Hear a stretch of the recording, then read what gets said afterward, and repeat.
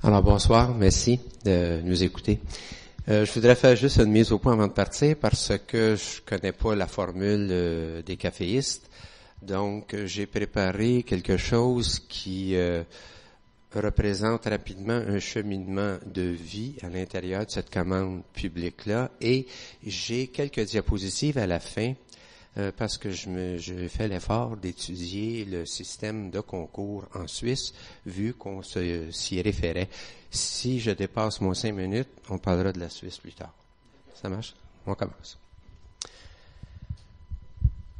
Alors, avant de commencer, je dois vous faire 2 aveux personnels. Le premier, pourquoi on devient architecte? Dans mon cas, j'ai toujours été impressionné par l'aspect visionnaire de l'architecte. J'ai toujours pensé que l'architecte était avant tout un visionnaire. C'est sûr qu'avec le temps, cette présomption-là que j'ai eue s'est effacée parce que la vision comme telle n'appartient pas à l'architecte. Je trouve que de plus en plus, la vision des choses appartient davantage aux développeurs et ceux qui prennent des risques dans la société, surtout dans l'environnement bâti. Mon deuxième aveu, je trouve que la profession d'architecture est extrêmement complexe et j'ai toujours craint d'écrire le mot architecte à côté de mon nom jusqu'à temps que j'ai eu 50 ans. À 50 ans, j'ai eu 26 ans de pratique. Et là, j'ai commencé à penser, c'est-à-dire que j'ai commencé à comprendre ce qu'était l'architecture. Prochaine. L'architecte commerçant. On sort de l'école, on peut faire beaucoup de choses. On peut s'en aller dans le milieu académique, travailler pour les entrepreneurs, aller se partir une firme d'architecture. On peut faire beaucoup de choses. Moi, j'ai décidé un peu de faire le commerce de l'architecture. Évidemment, c'est une notion assez mercantile au départ, mais j'ai toujours pensé que c'était plus facile de revenir dans l'autre sens que être professeur ou faire tout autre métier relié à l'architecture et après ça, de devenir un architecte ou de fonder une firme. On dit faire du profit, mais aussi, chez nous, on a une mission, une vision et des valeurs associées aux deux, mais ça répond à 4 grands objectifs, c'est-à-dire être au service de son client, assurer une qualité supérieure, avoir une approche holistique pour créer des environnements fonctionnels et confortables, et entretenir un milieu de prestations propice au développement personnel. Ils ne sont pas dans le bon ordre. Ce sont 4 principes qu'on essaie de respecter en tout temps. Prochaine. Le mode d'éducation au concours, oui. Personnellement, je le trouve difficile, compliqué, pour avoir vécu plusieurs expériences. Et c'est pour ça que j'ai ajouté le « mais ». Alors, on a ici principalement 3 formes de concours. La première, on a une forme de concours principalement d'architecture. Donc, la salle multifonctionnelle de Mont-Laurier qu'on a gagnée il n'y a pas très longtemps, mais on a décliné notre prestation. Ensuite, les lots Balmoral qu'on a gagné aussi avant de faire gagner le concours de la Maison symphonique en 2003. L'autre forme de concours, c'est la conception-construction. Là, ça devient un petit peu plus compliqué.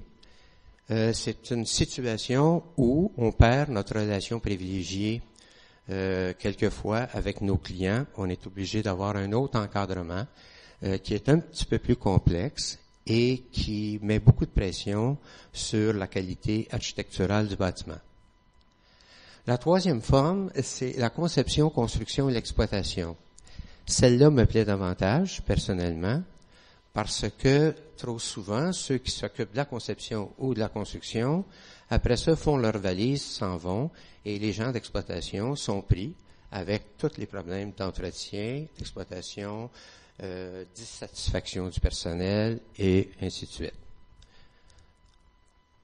Donc, le concours, en définitive, doit, à notre avis, viser à la création d'un patrimoine architectural et urbain de qualité supérieure et stimuler la créativité des professionnels. Par contre, ne doit pas affaiblir la rentabilité des firmes. Donc, les 3 incongruités des concours au Québec, très simples. Je pense que on ne valorise pas suffisamment l'effort, c'est-à-dire les donneurs d'ouvrages publics ne valorisent pas l'effort qu'on fait pour les concours. Les Quanta qui nous offrent sont toujours trop bas quand les concours sont rémunérés. Il y a toujours une présomption que le projet lauréat présenté lors de concours est applicable tel quel. On n'a jamais vécu ça. On a gagné plusieurs concours chez nous. On n'a jamais vécu ça. À chaque fois qu'on commence, il nous faut reprendre en grande partie le concept suite aux recommandations du comité de sélection. Le troisième point, le quantum d'équipe gagnante est déduit des frais d'honoraires, soit lors de l'obtention du mandat ou fait partie du quantum prescrit dans l'appel d'offres. Ça aussi, c'est une incongruité qui est inacceptable parce que si on doit reprendre notre concept ou l'idée du concours, normalement, on doit mettre cette somme-là de côté et repartir à neuf. Alors voilà, merci. Il me reste encore 15 secondes, c'est parfait. Alors, s'il y en a qui ont des questions, on pourra toujours revenir à la méthode de concours suisse. Merci beaucoup de votre attention. Bon, donc, moins d'années de pratique, moins d'images à montrer, évidemment. Alors, bonsoir tout le monde, merci d'être présent aujourd'hui. J'ai décidé en voyant quelques-uns des confrères qui travaillent dans un champ parallèle à l'architecture traditionnelle, donc dans les cabinets, mais plutôt dans les donneurs d'ouvrages, puis dans les gens qui sont plus donc de l'autre côté de la clôture, même si pour mon avis à moi, c'est pas vraiment une clôture. Je vais changer l'ordre de présentation. Et je vais vous parler avant tout d'une opinion que un projet que je chéris depuis longtemps pour essayer d'étendre l'enseignement. J'enseigne à l'Université de Montréal, puis j'essaie de bâtir une formation pour venir valoriser beaucoup de gens à l'école qui se sentent complètement laissés à eux-mêmes. Et je pense qu'une grosse partie du problème part de là. On a un étudiant sur 10 ou 12 qui est naturellement fluide, excusez-moi de l'anglicisme, en architecture, en conception d'architecture. Alors lui, là, pour l'architecture, c'est cet étudiant-là, je dis pour englober évidemment tous les sexes, mais cet étudiant-là, ça sort d'une façon naturelle et fluide. Alors on le guide, on l'enseigne, on l'oriente et on le forme. Les 9 autres sur 10, c'est plus difficile, c'est plus lourd, c'est plus pénible et c'est moins valorisant parce qu'à l'école, on mise tout sur la créativité. Alors ces gens-là, quand ils arrivent sur le marché du travail, ils se sentent très rapidement dévalorisés, ils sont en déprime pendant 3-4 ans et ça prend minimum 5 ans. J'ai vu beaucoup de confrères, là, 5 ans avant de dire, sais-tu quoi? C'est pas moi, ça. Je suis pas un concepteur né, là, c'est pas ma force. Par contre, je suis très organisé, je suis vectoriel dans mes pensées, j'avance de A à B, B à C, puis je vais réussir et je vais pouvoir participer à la création d'un projet qui est super structurant puis qui est très, très, très intéressant pour une vue architecturale sans être celui qui tient le crayon. Et quand on va être capable de valoriser ces gens-là, à l'école, leur faire comprendre, ou évidemment dans le marché du travail dès qu'ils arrivent, mais leur faire comprendre le rôle unique qu'ils peuvent avoir pour réaliser un projet d'architecture et qui ne sont pas obligés d'aller dans des agences privées pour le faire, qui peuvent être dans une commission scolaire, qui peuvent être à la SIC, qui peuvent être au gouvernement, qui peuvent être pour des partis politiques, qui peuvent travailler en orientation tout simplement de formation ou en enseignement. Quand ils vont comprendre qu'ils font partie d'une équation absolument essentielle pour réaliser des projets de qualité, je pense que là, on va avoir la chance de faire des projets publics plus intéressants. Parce que pour moi, la clé de succès passe, donc, par des architectes qui sont partout dans le milieu du travail, qui sont au cœur de l'action. M. Clément va parler un peu plus tôt. M. Clément est un bon exemple de quelqu'un qui a été en amont des processus de projet, qui a valorisé la créativité, qui a valorisé des architectes de qualité pour arriver à des résultats. Alors, pour moi, je pense que ça, déjà, c'est le point de départ pour arriver à quelque chose qui est efficace et qui va nous permettre de faire des bons projets. Je dis beaucoup de mots minutes ce soir. Ça. C'est pas pire. Je suis enrhumé. Moi, je vois ça, je regarde l'heure de proche, là. Deuxième item. Avant d'avoir des conditions gagnantes pour faire des bons projets, je pense qu'on doit tous être meilleurs. L'architecte doit être meilleur, et ça, je le dis depuis plusieurs années. J'essaie de le faire moi-même. J'essaie d'améliorer la qualité de notre travail, d'améliorer la précision. Mais si on veut demander plus de rigueur, si on veut prétendre aller chercher des mandats puis dire que ça prend la créativité un peu partout dans le domaine de l'architecture, il faut qu'on brise le mythe de l'architecte créatif qui a un foulard dans le cou, qui est pas organisé, qui est pas structuré, qui est pas capable de faire d'estimation, puis qui est pas à son affaire, puis qui est pas à ses meetings, puis qui est pas disponible. C'est un mythe, Madame Lacroix, vous me regardez, hein. Mais bon, je pensais pas. Mais ouais, vous avez le foulard, mais mais il y a beaucoup des foulards. Mais le mythe, il existe. Et c'est très difficile. Et là, je vous en parle. Évidemment, moi, je fais partie de la relève architecturale où on essaie de faire une place dans le milieu des grands bureaux qui obtiennent des grands mandats publics. Ça demande beaucoup d'efforts, mais beaucoup de briser la notion du petit jeune bureau qui n'a pas vraiment la capacité nécessairement de faire les projets. Alors qu'en réalité, dans les grands bureaux, on sait bien que des jeunes architectes dirigent les projets. Alors, vous comprenez que cette notion-là, mais on doit être meilleur, on doit être plus précis, on doit être chargé plus d'honoraires pour faire encore mieux notre travail. C'est une roue qui tourne. moins on charge d'honoraires, moins on est précis, moins on paye nos architectes dans le bureau, moins on est vu comme des gens, des professionnels qui donnent une plus-value à un projet. Alors pour moi, ça fait partie vraiment une condition de base pour améliorer le patrimoine bâti public. Ensuite viennent maintenant les critères de sélection. Et on le remarque de plus en plus depuis la fameuse crise de confiance que tout le marché de la construction vit depuis quelques années. Là. En ce moment, on valorise la quantité plutôt que la qualité. Alors, tous les critères de sélection, tous les appels d'offres auxquels on répond en ce moment, et de plus en plus, les appels d'offres cherchent à évacuer toute décision qui serait subjective. Quand on parle de qualité architecturale, de créativité, on tombe dans le subjectif. Mais en évacuant le subjectif du pointage et des évaluations des dossiers, on tombe dans le piège de seulement quantifier ou donner des points à quelque chose qui est quantifiable. Donc, année d'expérience, quantité de projets réalisés, nombre de personnes dans la firme, nombre de serveurs. Honnêtement, là, c'est désolant de le voir. Alors, on arrive à un résultat à la fin de l'aventure, on calcule, les firmes commencent à se regrouper, on augmente nos portfolios, plus on augmente nos portfolios, plus on donne des mandats à des gros portfolios, plus on promouvoit cette notion-là d'avoir le plus possible de portfolios, alors qu'on ne valorise pas assez. Donc, la créativité est pour moi, pour faire du projet de qualité publique, il va falloir que les donneurs d'ouvrage commencent à avoir la créativité comme mettre l'activité au premier critère de sélection. Ça ne veut pas dire qu'on décide du jour au lendemain qu'on n'est plus capable. 30 secondes, non? On va revenir. C'était ma dernière, ça allait bien. Alors, ça regroupe les deux. Mais pour moi, la créativité, qualité de projet, comprenez-moi bien, là, quand je parle de qualité et créativité, je n'évacue jamais la notion de qualité de construction, d'efficacité des systèmes, de pourcentage de net brut. Ça fait partie de la créativité. Mais il va falloir qu'on ait des comités de sélection qui sont capables de bien l'évaluer. Et ça, c'est le dernier point, c'est la qualité des comités de sélection. Et quand on va être capable de mettre en place des comités de sélection qui sont neutres, qui sont indépendants et qui ont la capacité de vraiment bien évaluer si les architectes en présence peuvent faire un meilleur travail qu'un autre, ben la table sera mise pour des meilleurs projets. Alors, bonsoir. Merci pour l'invitation. Alors, ce que j'ai fait, c'est que j'ai pris le programme de la soirée, puis j'ai tiré les nombreuses sous-questions qu'il y avait dans le texte, parce qu'il y avait beaucoup de sous-questions. Et, en fait, chacune des sous-questions pourrait prendre facilement 5 à 10 minutes. Et la première, c'est celle qui concerne évidemment le donneur d'ouvrage. Moi, j'ai toujours été du côté du donneur d'ouvrage, donc plutôt comme client, comme gestionnaire de projet, comme gestionnaire de projet pour le client, ou comme donneur d'ouvrage délégué, comme dans le cas du Quartier international de Montréal. Et pour faire un bon projet, ça prend un bon donneur d'ouvrage public qui est très consciencieux de l'importance du rôle qu'il joue, des professionnels de très bonne qualité et des très bons entrepreneurs pour réaliser le projet par la suite.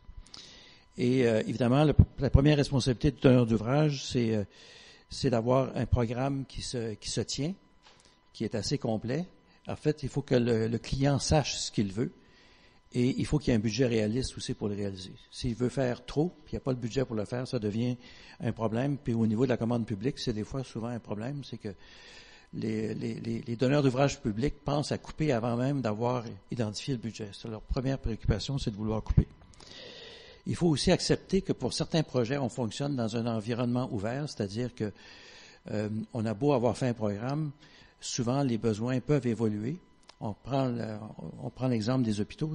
Pour des hôpitaux, par exemple, juste la recherche médicale, le développement des nouvelles technologies, les approches au niveau du soin aux malades peuvent faire que si on fait un programme une année, 3 ans plus tard ou 4 ans plus tard, peut-être ce programme-là aura eu besoin d'évoluer. Donc, ça prend des modes de réalisation qui permettent aussi de faire évoluer ce programme-là. Pour ce qui est de la qualité du programme, qualité du projet architectural, évidemment, pour un donneur d'ouvrage, la qualité, c'est d'abord et avant tout la qualité du concept. Puis un concept architectural de qualité, c'est un concept qui passe à travers le temps. Et un concept qui est durable, c'est un concept aussi qui est capable d'être adapté à travers le temps. Et le deuxième élément de la qualité, c'est une qualité de matériaux. Le troisième, c'est une qualité d'exécution. Puis finalement, un donneur d'ouvrage qui est responsable, il assure aussi une qualité d'entretien. Alors, on regarde un immeuble comme la place Ville-Marie qui vient de fêter son 50e anniversaire. On prend le lobby de la place Ville-Marie. C'est un des plus beaux lobbies d'immeubles à bureaux à Montréal. Il a été fait il y a 50 ans avec des matériaux de qualité, mais vraiment pas chers parce que c'est du travertin. Le travertin, c'est le marbre des pauvres. Et personne aujourd'hui penserait refaire le lobby de la place Ville-Marie tellement qu'il est magnifique sur le plan de la conception, qualité des matériaux, qualité de réalisation et qualité d'entretien. Alors que tous les autres immeubles à bureaux dans le secteur ont vu leur lobby refait une fois ou sinon 2 fois. Alors en matière de développement durable, l'architecture de qualité, c'est ce qui est vraiment... Et ça, c'est la responsabilité de donneur d'ouvrage. Il y a aussi une chose que les donneurs d'ouvrage publics réalisent pas assez, c'est que quand on investit $1 dans une immobilisation, c'est-à-dire dans un coût de construction, pendant la durée de vie du projet, il va s'investir $5 dans les opérations. Et au niveau activité économique, c'est au moins 20 à 25 $. Alors, le dollar qu'on économise ou qu'on fait mal, qu'on investit mal, va avoir de l'impact sur le 5 $ en exploitation, puis le 20 $ en développement économique. Quand on pense à un immeuble comme la Caisse de dépôt, là, vous pouvez être sûr que les gens sont pas mal plus productifs de travailler dans un immeuble de bureau comme celui de la Caisse, à cause de la qualité de l'environnement qui est là. Ils sont plus heureux. La capacité pour une entreprise de retenir son personnel est beaucoup plus grande dans un immeuble qui est intéressant. Et ça, souvent, il faut faire comprendre ça aux donneurs d'ouvrage public. Un autre point, c'est que la qualité entraîne la qualité. C'est-à-dire que si les donneurs d'ouvrage public font des projets de qualité, c'est à eux d'abord de donner l'exemple des projets de qualité. Ça va amener les promoteurs privés à aussi faire de la qualité. Si les donneurs d'ouvrage public se contentent de faire des projets le moins cher possible, c'est sûr que ça va avoir une influence désastreuse sur la qualité architecturale. Donc, c'est une responsabilité qui est encore plus grande pour quand l'État construit. Et le contraire est aussi vrai, la non-qualité entraîne la non-qualité, c'est-à-dire que si l'État fait des projets médiocres, évidemment, c'est une incitation à faire de la médiocrité. Et c'est souvent l'effort supplémentaire de produire un projet de qualité qui donne les plus grandes retombées économiques pour une société. Et c'est ça qui est négligé. Si on prend juste des économies de bout de chandelle, le pont Champlain, là, pour avoir économisé là, 1,5 million à 50 ans, ça coûte 3,5 milliards aujourd'hui. Alors, on n'a pas les moyens de faire de l'architecture de mauvaise qualité. Et c'est donc une fausse perception qu'on a, c'est que la qualité coûte plus cher, alors que sur le plan architectural, c'est la qualité qui représente la meilleure économie dans l'avenir. Ah non, mais de toute façon, il y a d'autres aspects que je pourrais discuter tout à l'heure. D'abord, la question des appels d'offres, c'est que il faut absolument s'assurer qu'on engage pour des commandes publiques les architectes les plus compétents et les plus talentueux. C'est-à-dire qu'il faut que ça soit à la fin des appels d'offres aux plus bas soumissionnaires. Encore, les villes aujourd'hui sont obligées, à toute fin pratique, d'engager les professionnels les moins chers avec le mode des 12 enveloppes et puis la note de passage de 70%. Et il faut que ça soit aussi la même chose pour les entrepreneurs. Il faut qu'on arrête d'engager les entrepreneurs les moins chers possibles. Et d'ailleurs, toute la collusion, là, c'est beaucoup dû à ce fameux phénomène de pouvoir engager les gens les moins chers. Et les soumissions aux plus bas soumissionnaires conformes sont les soumissions les plus faciles à arranger. Et vous allez voir dans la prochaine année qu'il y a bien des exemples qui vont sortir de ça. Et j'espère que une des conclusions de la commission Charbonneau, ça va être justement d'arrêter d'avoir des soumissions plus bas soumissionnaires conformes. Alors pour le reste, j'en parlerai tout à l'heure. Ben en fait, je suis tenté de faire une synthèse, mais je suis aussi tenté d'aller tout de suite vers la salle. Je vais juste peut-être soulever un endroit où les propos se sont recoupés sans nécessairement se contredire. C'est sur d'une part le rôle de l'architecte et le rôle du donneur d'ouvrage. Vous avez mentionné le rôle du promoteur, mais dans le cas de la commande publique, on s'entend que le promoteur, c'est souvent à la base, c'est le donneur d'ouvrage public. Donc, je pense que c'est 2 points intéressants parce qu'il y a eu à la fois peut-être des propos divergents et convergents qu'on a entendus, mais je vais peut-être tout de suite aller vers la salle. Il y a sûrement des réactions à vif, et ça, sont souvent les plus intéressantes. Donc, je ne sais pas s'il y a des gens qui veulent tout de suite sauter sur quelque chose qui a été dit. Je suis sûr que oui. Il faut qu'il y ait quelqu'un qui... je vois monsieur qui trépigne sur le bout de sa chaise, là. Non? Oui, est-ce qu'on a une intervention tout de suite? Parce que sinon, je peux peut-être vous demander s'il y a quelque chose. Oui, monsieur Languedoc?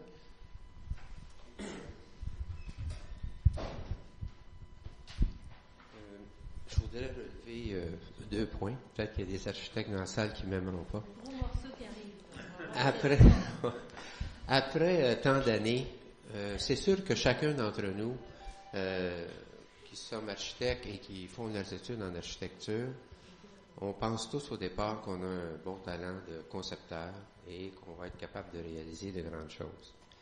Mais bien humblement, je dois avouer que même si on essaie de stimuler la créativité chez tout le monde, dans nos bureaux, qu'on essaie de trouver des façons, je considère tout de même que des architectes qui sont vraiment créateurs et de bons concepteurs, sensibles au point de voir des choses peut-être que les autres voient moins facilement sur nos façons de vivre, nos façons d'habiter l'espace, je trouve qu'il n'y en a pas beaucoup.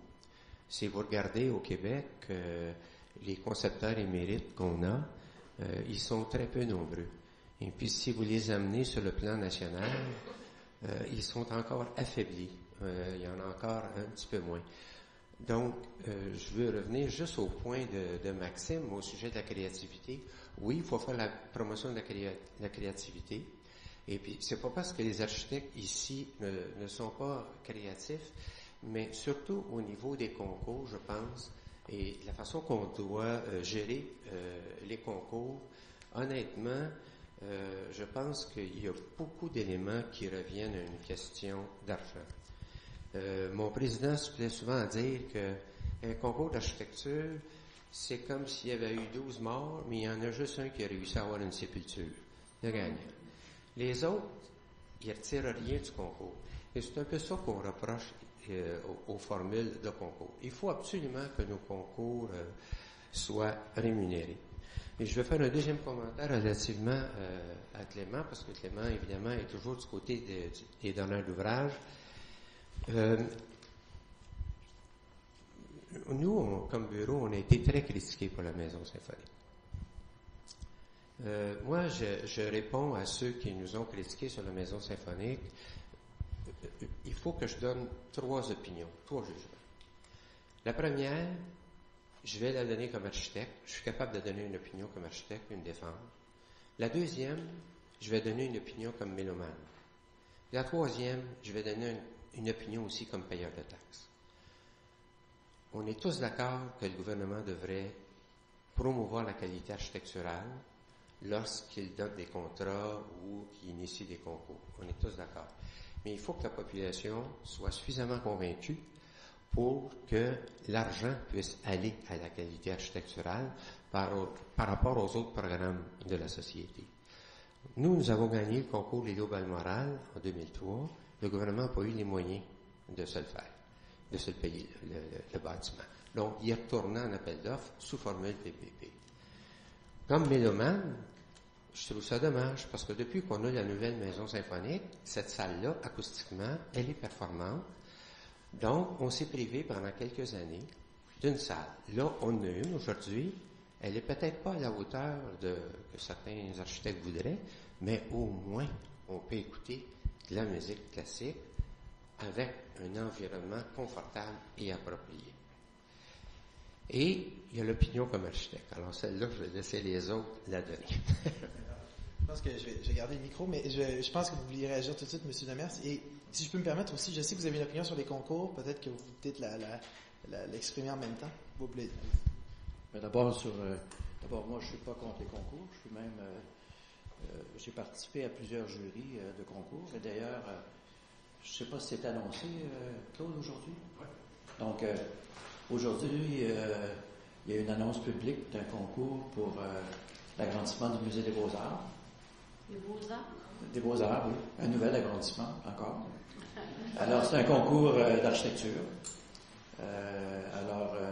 C'est une nouvelle intéressante. Donc, je pense que la fin du concours, c'est février ou mars, quelque chose du genre. Alors, et je serai président du jury de ce concours-là. Donc, on peut faire un câlin. Non.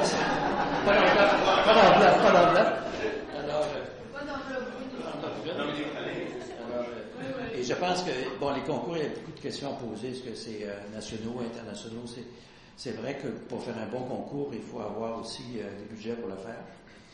Et il faut avoir aussi un projet avec une vision assez claire.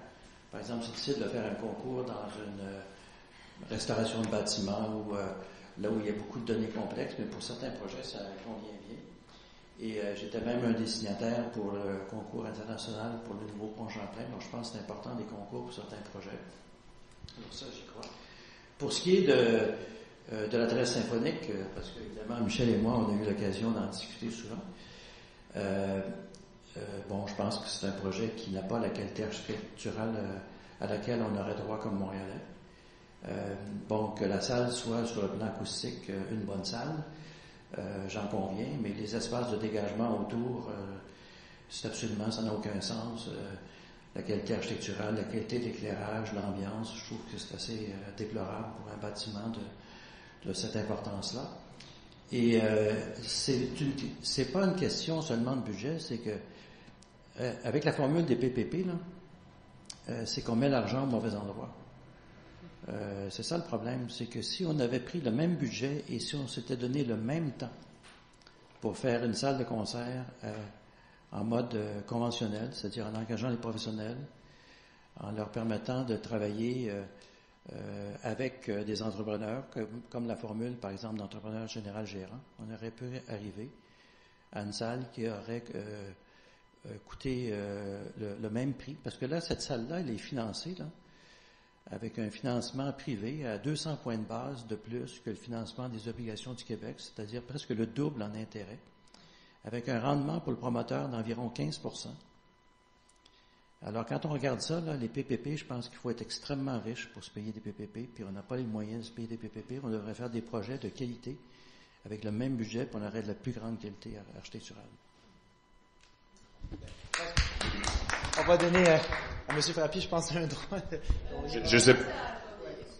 Je sais pas si je les laisse les deux seuls se parler un peu avant qu'on continue. Il y a peut-être d'autres personnes dans la salle qui sont pas architectes ou qui n'ont pas jamais... Oui, mais un commentaire rapide? Oui. Parce que le sujet est là. Ça peut venir après pour les questions. Évidemment, mon opinion sur les concours est, somme toute, assez favorable. Je partage, par exemple, votre M. Langlotte, là, votre approche en parlant que les concours peuvent aussi mettre en péril la survie d'une firme. Je veux dire, quand on fait concours par-dessus concours, puis je sais qu'on en a fait nous autres dernières années, effectivement, ça demande beaucoup d'efforts de la part de tous. Non pas seulement de l'argent, mais beaucoup d'énergie. Alors, évidemment, mais jusqu'à présent, la valeur de certains concours, c'est que ça permet à une relève de se bâtir aussi. Puis la relève architecturale pour la survie de l'architecture au Québec, c'est extrêmement important. Dans ce contexte où les bureaux deviennent de plus en plus gros, de plus en plus forts, puissants, ce serait difficile pour des plus petites firmes comme la nôtre, même intermédiaires. Il y a des firmes encore beaucoup plus petites. On a une trentaine, donc on a quand même certains roulements, là, mais même à 30, on tombe dans une aventure où c'est très difficile de compétitionner. Alors le concours donne encore une certaine forme d'accès à des mandats publics pour permettre de bâtir cette relève-là. Parce que si un jour on n'a plus de chance, si on n'est plus capable de bâtir une relève, puis ça passe juste à travers des grands bureaux, bien, on va faire face à une espèce une architecture où il y a des très, très, très petites agences qui se concentrent sur des petits mandats et des très, très, très grosses firmes. Alors, c'est une question en même temps que je soulève à l'audience pour savoir si ça peut pas être un point de discussion. OK, donc, plusieurs points importants. Je pense que la préoccupation de Sophie, c'est qu'il y a peut-être des choses qui ont été dites. On va aller, OK, donc j'ai déjà des interventions. Mais, s'il vous plaît, n'hésitez pas à nous demander si vous avez des clarifications par rapport à des terminologies qu'on emploie, parce que c'est sûr qu'il y a beaucoup de gens ici. On est entre architectes et professionnels d'aménagement, donc s'il y a des formules dont on ne connaît pas, en fait, si on ne sait pas ce que ça veut dire, n'hésitez pas à le demander. Madame, vous êtes Léo, s'il vous plaît. Odile Léno. Écoutez, je dois dire, je ne voulais pas intervenir, mais honnêtement, je suis un petit peu bousculée là, par la déclaration de M. Langlotte. Il faut bien remettre les choses en contexte. On a commencé à faire un projet pilote pour les concours au Québec en 91, à la demande du ministère de la Culture. En étant, voulez-vous? Un certain nombre de personnes, dont un fonctionnaire au ministère, etc. Et moi, j'ai travaillé comme conseillère professionnelle à ce moment-là pour mettre un premier système en place. Le concours, il faut dire qu'on n'en avait pas beaucoup. Il y a eu le concours du Musée d'art contemporain qui était un désastre, tant qu'à moi, qui était dans les années 80. Et on avait aussi alors des architectes, le collègue de Michel, je m'excuse, mais qui était Paul-André Tétrault, qui était archi contre les concours et qui, à ce moment-là, mettait une espèce de veto de l'ordre des architectes pour tout projet qui aurait été plus important qu'un mini-projet de moins d'1 million de dollars, par exemple, quand on a démarré. Et pourquoi est-ce qu'il y a des raisons à ça? Parce que tout simplement, la commande était dans les mains d'un certain nombre de bureaux assez importants. Et on ne voulait pas partager. C'est quelque chose qui existe depuis. Le premier concours qui a donné au groupe ARCOP, en fait, c'est pas vraiment un concours, mais qui a donné au groupe ARCOP la maison de la salle symphonique, la salle Maisonneuve, qu'on a sur la place des Arts. Mais là où je veux en venir, c'est que le ministère de la Culture a quand même mis un système assez exemplaire en place, avec un paiement assez respectueux. C'est évident que pour des firmes d'une certaine taille, faire un concours, c'est pas très payant parce qu'ils sont pas habitués à faire ça. Et que ces firmes-là soient obligées de recommencer à zéro, c'est un peu dommage parce que ça indique peut-être une faiblesse soit du côté du jury, soit du côté de la fabrication du projet gagnant. Mais il y a beaucoup de firmes, mettons-nous dans le contexte, je ne connais pas le contexte suisse, mais je connais bien le contexte français, il y a beaucoup de firmes d'architecture qui vivent de concours en France et qui sont suffisamment payées pour ça. Maintenant, il y a peut-être des firmes d'une certaine taille, comme Edifica, qui sont trop grosses pour en faire des concours. Elles vont toujours aller tirer leur épingle du jeu de toute façon. Le concours de la place de l'adresse symphonique, je suis vraiment désolée, c'est archi contre le concours exemplaire. Pour des raisons que Clément vient de citer, ça, c'est pas vraiment le concours, c'est plus l'organisation. Mais le concours lui-même, on pourra en parler très longtemps. D'accord. La personne qui est derrière moi pourra en parler beaucoup mieux que moi d'ailleurs. Donc, il y a plusieurs points importants dans ce que vous dites. Il y a beaucoup de la formule du concours a un impact sur l'écosystème des firmes d'architecture. L'écosystème des firmes. C'est-à-dire que les plus petites par rapport aux plus grosses, qu'il y en a peut-être qui sont avantagés par un système où on est rémunéré versus où on n'est pas rémunéré peut-être pour que tout le monde comprenne, c'est que bon, j'imagine qu'il y a surtout des architectes dans la salle, peut-être pas. Dans les concours d'architecture, de manière générale, les firmes qui déposent une soumission ne sont pas rémunérées pour la soumission qu'ils déposent. Des fois, il y a deux étapes, il y a plusieurs formules. Je peux peut-être préciser, comme président du comité des concours, il y a différentes formules. Oui, c'est ça, effectivement. OK. Et il y a des concours ouverts où là, les prestations sont plus limitées, mais il n'y a pas de rémunération du tout.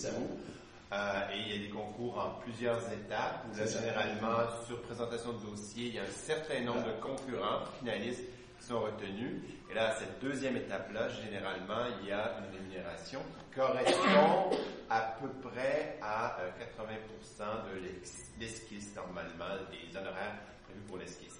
Ceci étant dit, c'est vrai que, dit M. Lantotte, que les bureaux, de façon générale, ne recouvrent pas leurs frais, que faire un concours, c'est plutôt une espèce d'investissement pour le futur, donc ils font juste leurs frais. Mais voilà, c'est le principe de la rémunération à peu près en Oui, parfait. Donc, j'ai juste ici, bon, il y a plusieurs interventions qui vont arriver, mais j'ai l'impression qu'il y a quand même un certain consensus qui se dégage à l'effet que de rémunérer mieux les gens dans les concours, c'est une manière de favoriser à la fois la créativité, mais de faire en sorte que les gens aussi se retrouvent pas finalement à mourir de faim après avoir participé. Mais Sophie, qui a raison, il y a une dame là, allons-y.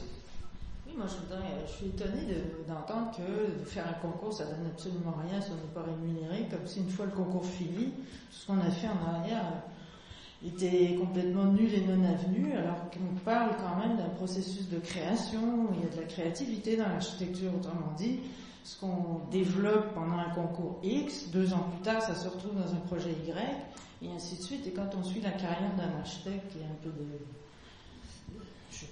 talent, d'inspiration, on retrouve des concours qu'il a ratés, et il reprend, ça se recycle, c'est pas par paresse ou pour disons, rentabiliser son travail, mais parce que c'est naturel, on crée, donc ça évolue.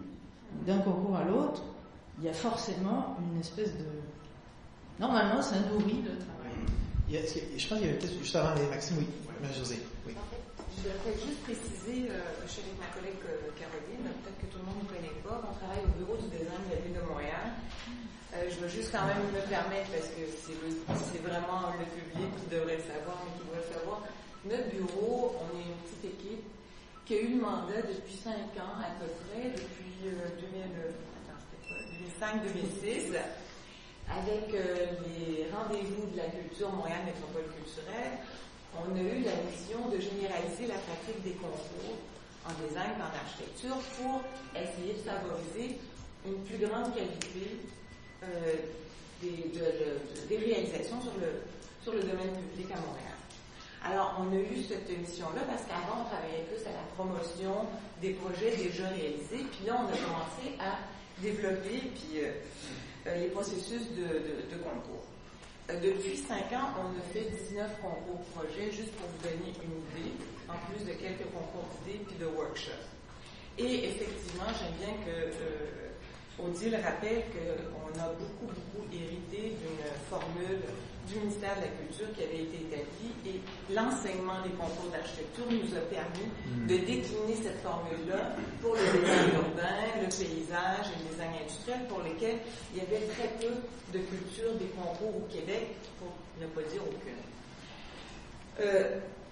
On vient de faire, nous on apprend sur le tas, il y a beaucoup. Le concours, pour moi, n'est pas une fin en soi, et pour nous, ne l'est pas. C'est que, pourquoi on a décidé de généraliser cette façon de faire-là? C'est que c'est un des processus qui nous permet d'hausser la qualité, dans un contexte où la commande publique, en ce moment, est administrée au plus bas soumissionnaire à cause de la loi sur les cités et villes, qui nous oblige, soit on choisit le budget, ou on choisit le meilleur, soit on choisit en fonction du prix, soit on choisit en fonction d'un concept. Alors, à quelque part, on n'a pas trop de possibilités, puisque le public, les deniers publics doivent être dépensés de la façon la plus éclairée pour le mieux rapporter le plus possible au plus grand nombre. Nous, on est convaincus que sur la base du prix, c'est impossible d'arriver à cette qualité-là. Je pense que c'est un consensus qui se dégage. Et que c'est donc dans un contexte de concurrence sur concept qu'on peut arriver à hausser la qualité. Maintenant, il y a des firmes qui ne partagent pas ça pour des raisons que la commande directe éclairée peut peut-être permettre une meilleure itération, une meilleure évolution du concept. Et ça, je pourrais en parler des heures. Caroline aussi, c'est son quotidien. Ça fait 6 ans qu'on essaie de parfaire les rémunérations, les processus, etc. On vient de faire un retour critique sur les 19 projets. On a interviewé plusieurs personnes, des conseillers professionnels, dont je crie le manque flagrant d'expertise dans ce domaine. C'est terrible. Bon. 1, 2, on a fait donc un retour critique auprès des gens qui avaient participé à des concours, qui en avaient gagné, qui avaient été perdants, des conseillers professionnels, des donneurs d'ouvrages à la ville qui ont vécu un concours pour la première fois, qui n'avaient pas été habitués de fonctionner autrement que par appel d'offres, des élus, etc. Un des aspects, je ne vais pas vous révéler tout le bilan, on aura en 2013 la chance de le partager avec le milieu professionnel et avec vous tous, on l'espère. Mais un des aspects qui est beaucoup décrié et sur lequel il faut vraiment réfléchir, c'est quelque chose que Clément relève souvent. C'est la difficulté de faire évoluer le concept lauréat. Okay. Et j'aimerais beaucoup qu'on y réfléchisse parce que quand on choisit un concept, alors qu'il y en a un qui dit qu'il est figé, puis etc., puis l'autre dit, ben là, il faut qu'on recommence à zéro. Nous, ce qu'on entend de la part des gens, c'est que le concept est trop figé et il ne permet pas une itération qui est bénéfique à l'évolution de la commande. Et juste avant de donner la parole à Maxime Frappier, j'aimerais juste déjà demander à Josée qu'elle réfléchisse, parce qu'on a entendu beaucoup la responsabilité du donneur d'ouvrage, l'importance d'avoir une commande éclairée, tout ça. Je serais curieux de savoir si en 6 ans, vous avez l'impression que les élus de Montréal sont plus sensibles au design de par votre travail. Mais on y reviendra dans un instant. Bon, ça m'interpelle beaucoup, cette histoire de concours. Là, je vais vous donner un exemple, surtout ce que vous me disiez dans ma croix sur la... Oui, votre sainteté, ou moi, c'est le reine montréalaise. Alors, surtout dans ce tumulte-là, à l'hôtel de ville, vous êtes notre phare. Des concours pour avoir été juré 2 fois. Effectivement, dans les 2 cas, et là je vais citer le jury de la bibliothèque Saul Bellow à la Chine, où on demandait pour une première fois beaucoup moins de précision dans les dessins. Quand on commence à vouloir inclure des mouches, il est trop tard. Alors, excusez-moi l'expression, mais j'ai fait des concours, là. La bibliothèque de Saint-Laurent nous demandait d'avoir placé tout, de donner des fichiers AutoCAD avec les bilins pour les superficies, pour s'assurer qu'on ne mentait pas. Puis il fallait faire valider notre estimation par une firme extérieure. Alors, je pense que le niveau de précision doit être abaissé. Ça va ouvrir la porte à pouvoir faire beaucoup plus de transformations avec le client par la suite. Et pour être capable de bien évaluer un projet qui est moins avancé, ça prend juste un bon jury. Et ça aussi, il va falloir qu'il y ait une loi non écrite. Mon père me l'avait dit un jour, si un jour tu gagnes un concours, pour la profession acceptent une invitation par la suite. Ce que j'ai fait à 2 reprises, peut-être à mon péril, mais je l'ai fait. Et ça, je pense que c'est là dans lequel il va falloir contribuer à la profession, puis y aller. Puis quand on gagne le concours, il faut donner un peu, puis s'assurer qu'il faut toujours avoir des bons jurys capables d'évaluer une prestation sans être obligé de régler des plans. Vous savez, faire un plan d'organisation de bibliothèque, par exemple, là, je regarde Frédéric, tu peux en faire 4 en une journée. Là, tu déplaces un comptoir de réception, tu peux pas faire éliminer parce que ton comptoir de réception n'est pas à bonne place. C'est comme si on décidait de juger le repas de quelqu'un si la fourchette n'est pas parfaitement perpendiculaire ou parallèle à son couteau. Ça se place. Alors, je trouve souvent, on demande beaucoup trop, et en Europe et en Asie, parce qu'on a la chance de faire plusieurs concours en Asie, dont un récemment à Keelung, un énorme projet, où on était sélectionné, mais là je ne veux pas avoir l'air trop vantant, mais c'est un bon exemple, un projet sélectionné sur idées conceptuelles et dossier de projet, portfolio, et la précision pour un projet de 300 millions était de loin en deçà de ce qu'on nous demande ici pour un projet de 3 ou 4 millions en concours. Mais le jury était de très très grande réputation, de très grande capacité à juger de la prestation. Donc, 2 interventions, on va aller étudier en monsieur, mais juste une chose qui me semble intéressante. Donc, en parlant de solutions concrètes, quand j'en entends, je vais essayer de les faire remarquer, d'avoir des gens sur les jurys qui eux-mêmes ont participé à des concours. Donc, je pense que ça semble être une mais ça fait un jury très bénéfique. Oui. Des gens qui font partie de des gens qui sont dans la pratique, des gens qui sont des théoriciens, et ça prend des gens de grands génies. Oui, parfait. Monsieur, bien sûr, on va aller à M. Landoc qui pourrait répondre aux nombreuses interventions qui ont été...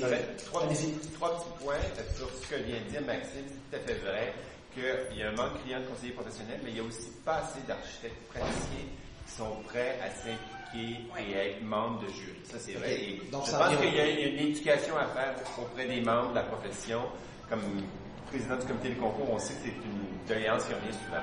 Je vous une question de Marie-Josée, quand tu dis que l'itération sur le concept, c'est quelque chose que vous entendez, mais ça vient des clients, c'est ça? Des différents intervenants? Oui, des différents intervenants, ça a l'air de ressortir comme étant parce que l'idée dans un concours, le concept est quand même souvent vraiment, les gens ont pas le temps de réfléchir tant que ça, le programme est souvent léger, etc. Donc on s'attend à ce que le concept lauréat puisse évoluer. Et cette itération-là, il y en a qui se réfugient, il y a même des architectes qui auraient dit qu'ils sont moins créatifs en situation de concours parce qu'ils peuvent dire mon concept a été choisi puis j'ai pas à le changer, qui s'appuient derrière le fait que le projet a été diffusé.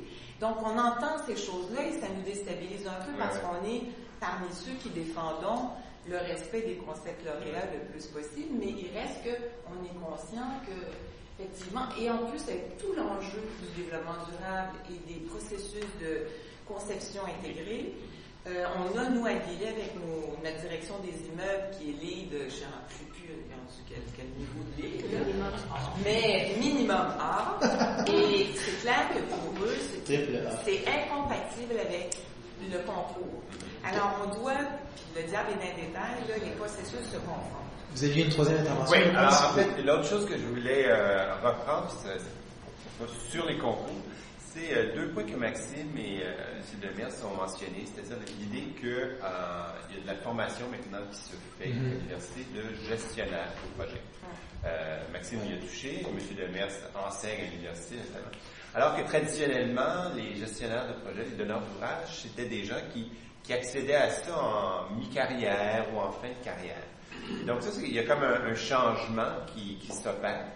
Mais je me demande jusqu'à quel point les individus, dans votre expérience, parviennent à faire une différence ou si la loi des cités et des villes fait toujours en sorte que peu importe ce qu'on fait, peu importe les gens qu'on forme, ça va toujours être des gens qui sont comme ça battent contre une loi contre laquelle ils ne peuvent rien faire. Et donc, est-ce que l'enjeu, c'est pas améliorer la qualité de l'architecture publique, peu importe la façon dont on la répartit, pas justement par les concours, c'est pas au contraire de changer cette loi des cités et villes. C'est pas l'enjeu principal. Je fais référence, puis on va revenir peut-être M. Landoc en premier, mais donc les modes d'attribution, pour vous, c'est que peu importe la manière, le mode d'attribution, s'il reste le même, on reste avec les mêmes. Si on est pris toujours avec la loi des cités et villes, parce que pour les gens qui ne sont pas architectes, ce qu'il faut comprendre, c'est que ce que vous avez rapidement mentionné, c'est que On doit se qualifier au niveau de la qualité en théorie sur le dossier avec une note minimale de 70%.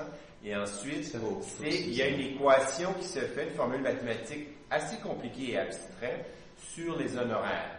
Dans la réalité, dans la mesure où vous êtes qualifié à 70%, il faut être assez nul pour pas obtenir le contrat si on a les plus bas soumissionnaires. Okay. Donc ça, c'est vrai pour probablement 90% des dossiers. Pour ceux qui pensent, le prix compte plus que la qualité. Donc est-ce que la... Oui, mais d'abord, monsieur Non, municipal. On a toute la nuit, là. Réagir d'abord au propos de Phil. Ce que pensait mon ex-associé Tétro des concours, ça ne me concerne pas, puis il ne parlait pas au nom de notre firme. Première chose. Deuxième chose. Les concours dans les nouveaux bureaux, c'est un facteur de rétention. Très important. Rétention de quoi? Du personnel. C'est sûr, quand on a des jeunes architectes qui travaillent pour nous, ils ne peuvent pas travailler toujours sur les gros projets, à faire des bords de route quincaillerie, faire des bords de route porte. Il faut leur donner d'autres choses. Donc, pour nous, c'est très important de concourir. Peu importe la forme de concours, il faut concourir. Alors, moi, je pense que les gros bureaux sont aussi intéressés. C'est pas tellement les gros bureaux d'architectes qui sont menacés par la question d'argent. Mais j'ai connu beaucoup de jeunes bureaux d'architectes, des bureaux comme Maxime, un peu plus jeunes, Nomade, quand ils ont commencé, ces bureaux-là, ils ont voulu se créer un nom, ils ont participé à beaucoup de concours d'architecture. Beaucoup. Mais ils n'ont pas toujours gagné. On vient d'en gagner un concours d'architecture, on peut en parler, Frédéric est au courant. On a gagné le concours de la salle multifonctionnelle à Mont-Laurier. On ne nous donne pas le concours. Pourtant, le concours a été validé par le comité de concours de vente des architectes. Le client a cru bon de changer les règles une fois que les règles ont été validées. Et on se retrouve dans une situation où on n'a pas d'honoraire pour faire le projet. Donc, ils ont décidé de retourner en appel d'offres. On n'a pas été lauréat finalement. On a gagné le concours. Ils ne nous donnent pas le travail. Alors, moi, je veux juste vous dire que la formule des concours, elle n'est pas simple. Et c'est vrai aussi, pour en revenir à ce que Marie-Josée disait tantôt, il faut que le processus soit itératif. On a gagné le concours du planétarium, c'était la même chose. C'était un des projets les plus difficiles que le bureau a réalisé. Je pense que le client public, une fois qu'il lance un concours, il prend trop le concept ou l'idée pour acquise, puis il s'imagine que tout est réglé. Mais il y a un comité de sélection. Le comité de sélection juge le concours, porte un jugement, fait des recommandations. On est obligé d'en tenir compte des recommandations. On est aussi obligé de compléter le programme. Les architectes sont ici, là, puis qui en font des projets, là. C'est extrêmement rare qu'on a un bon programme. Je vous le dis, là, c'est quasiment inexistant, un bon programme. Alors, pour la question de concours, moi, je suis pour les concours. Chez nous, on est pour les concours. Puis on veut le faire. C'est très important pour motiver les gens et aussi stimuler leur créativité. Alors, mais il faut que les règles changent, puis il faut comprendre que le donneur d'ouvrage public, c'est lui qu'il faut qu'il dise, il faut qu'il mette le budget raisonnable pour le programme qu'il accepte. C'est lui qu'il faut qu'il mette. Puis il faut que la société aussi soit derrière le pouvoir politique. Il faut que la société soit convaincue qu'il faut mettre l'argent dans la qualité architecturale. Il le faut. Et je répondrai au pétois. Je vais passer le micro à M. Demers, mais j'aimerais juste peut-être souligner une chose qui a été dite. Donc, je pense qu'on entend beaucoup de gens que le concours est perfectible, de toute évidence. Il est intéressant, il offre beaucoup de possibilités, mais il est perfectible. Et en fait, le point que je l'ai soulevé, je l'ai oublié. Donc, je vais passer sur la question des modes d'octroi de contrat, c'est que le gouvernement du Québec, depuis l'automne 2008, est obligé maintenant d'engager les professionnels sur la base de la compétence. Et évidemment, les tarifs qui s'appliquent sont les tarifs du décret qui, sur une base horaire, sont évidemment complètement dépassés. Là.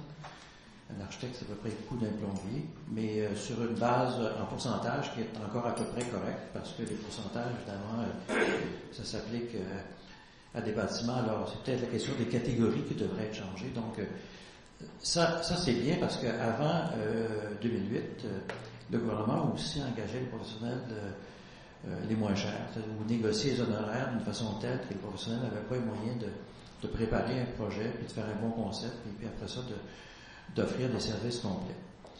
Alors, le gouvernement du Québec a créé aussi, je pense, autour de 2008, ou un peu avant, un comité présidé par M. Guy Coulombe, qui avait été directeur général de la Ville. Et M. Coulombe, en fait, le rapport Coulombe a recommandé que les villes puissent avoir le choix d'avoir ce mode de droit de contrat, c'est-à-dire d'engager les professionnels sur la base de la compétence. Alors, ce rapport-là a fini sur une tablette. M. Coulombe est décédé maintenant. Et c'est un gros problème parce que actuellement, pour les municipalités, puis les municipalités sont des gros donneurs d'ouvrages publics. Et pour les municipalités, ils n'ont pas le choix.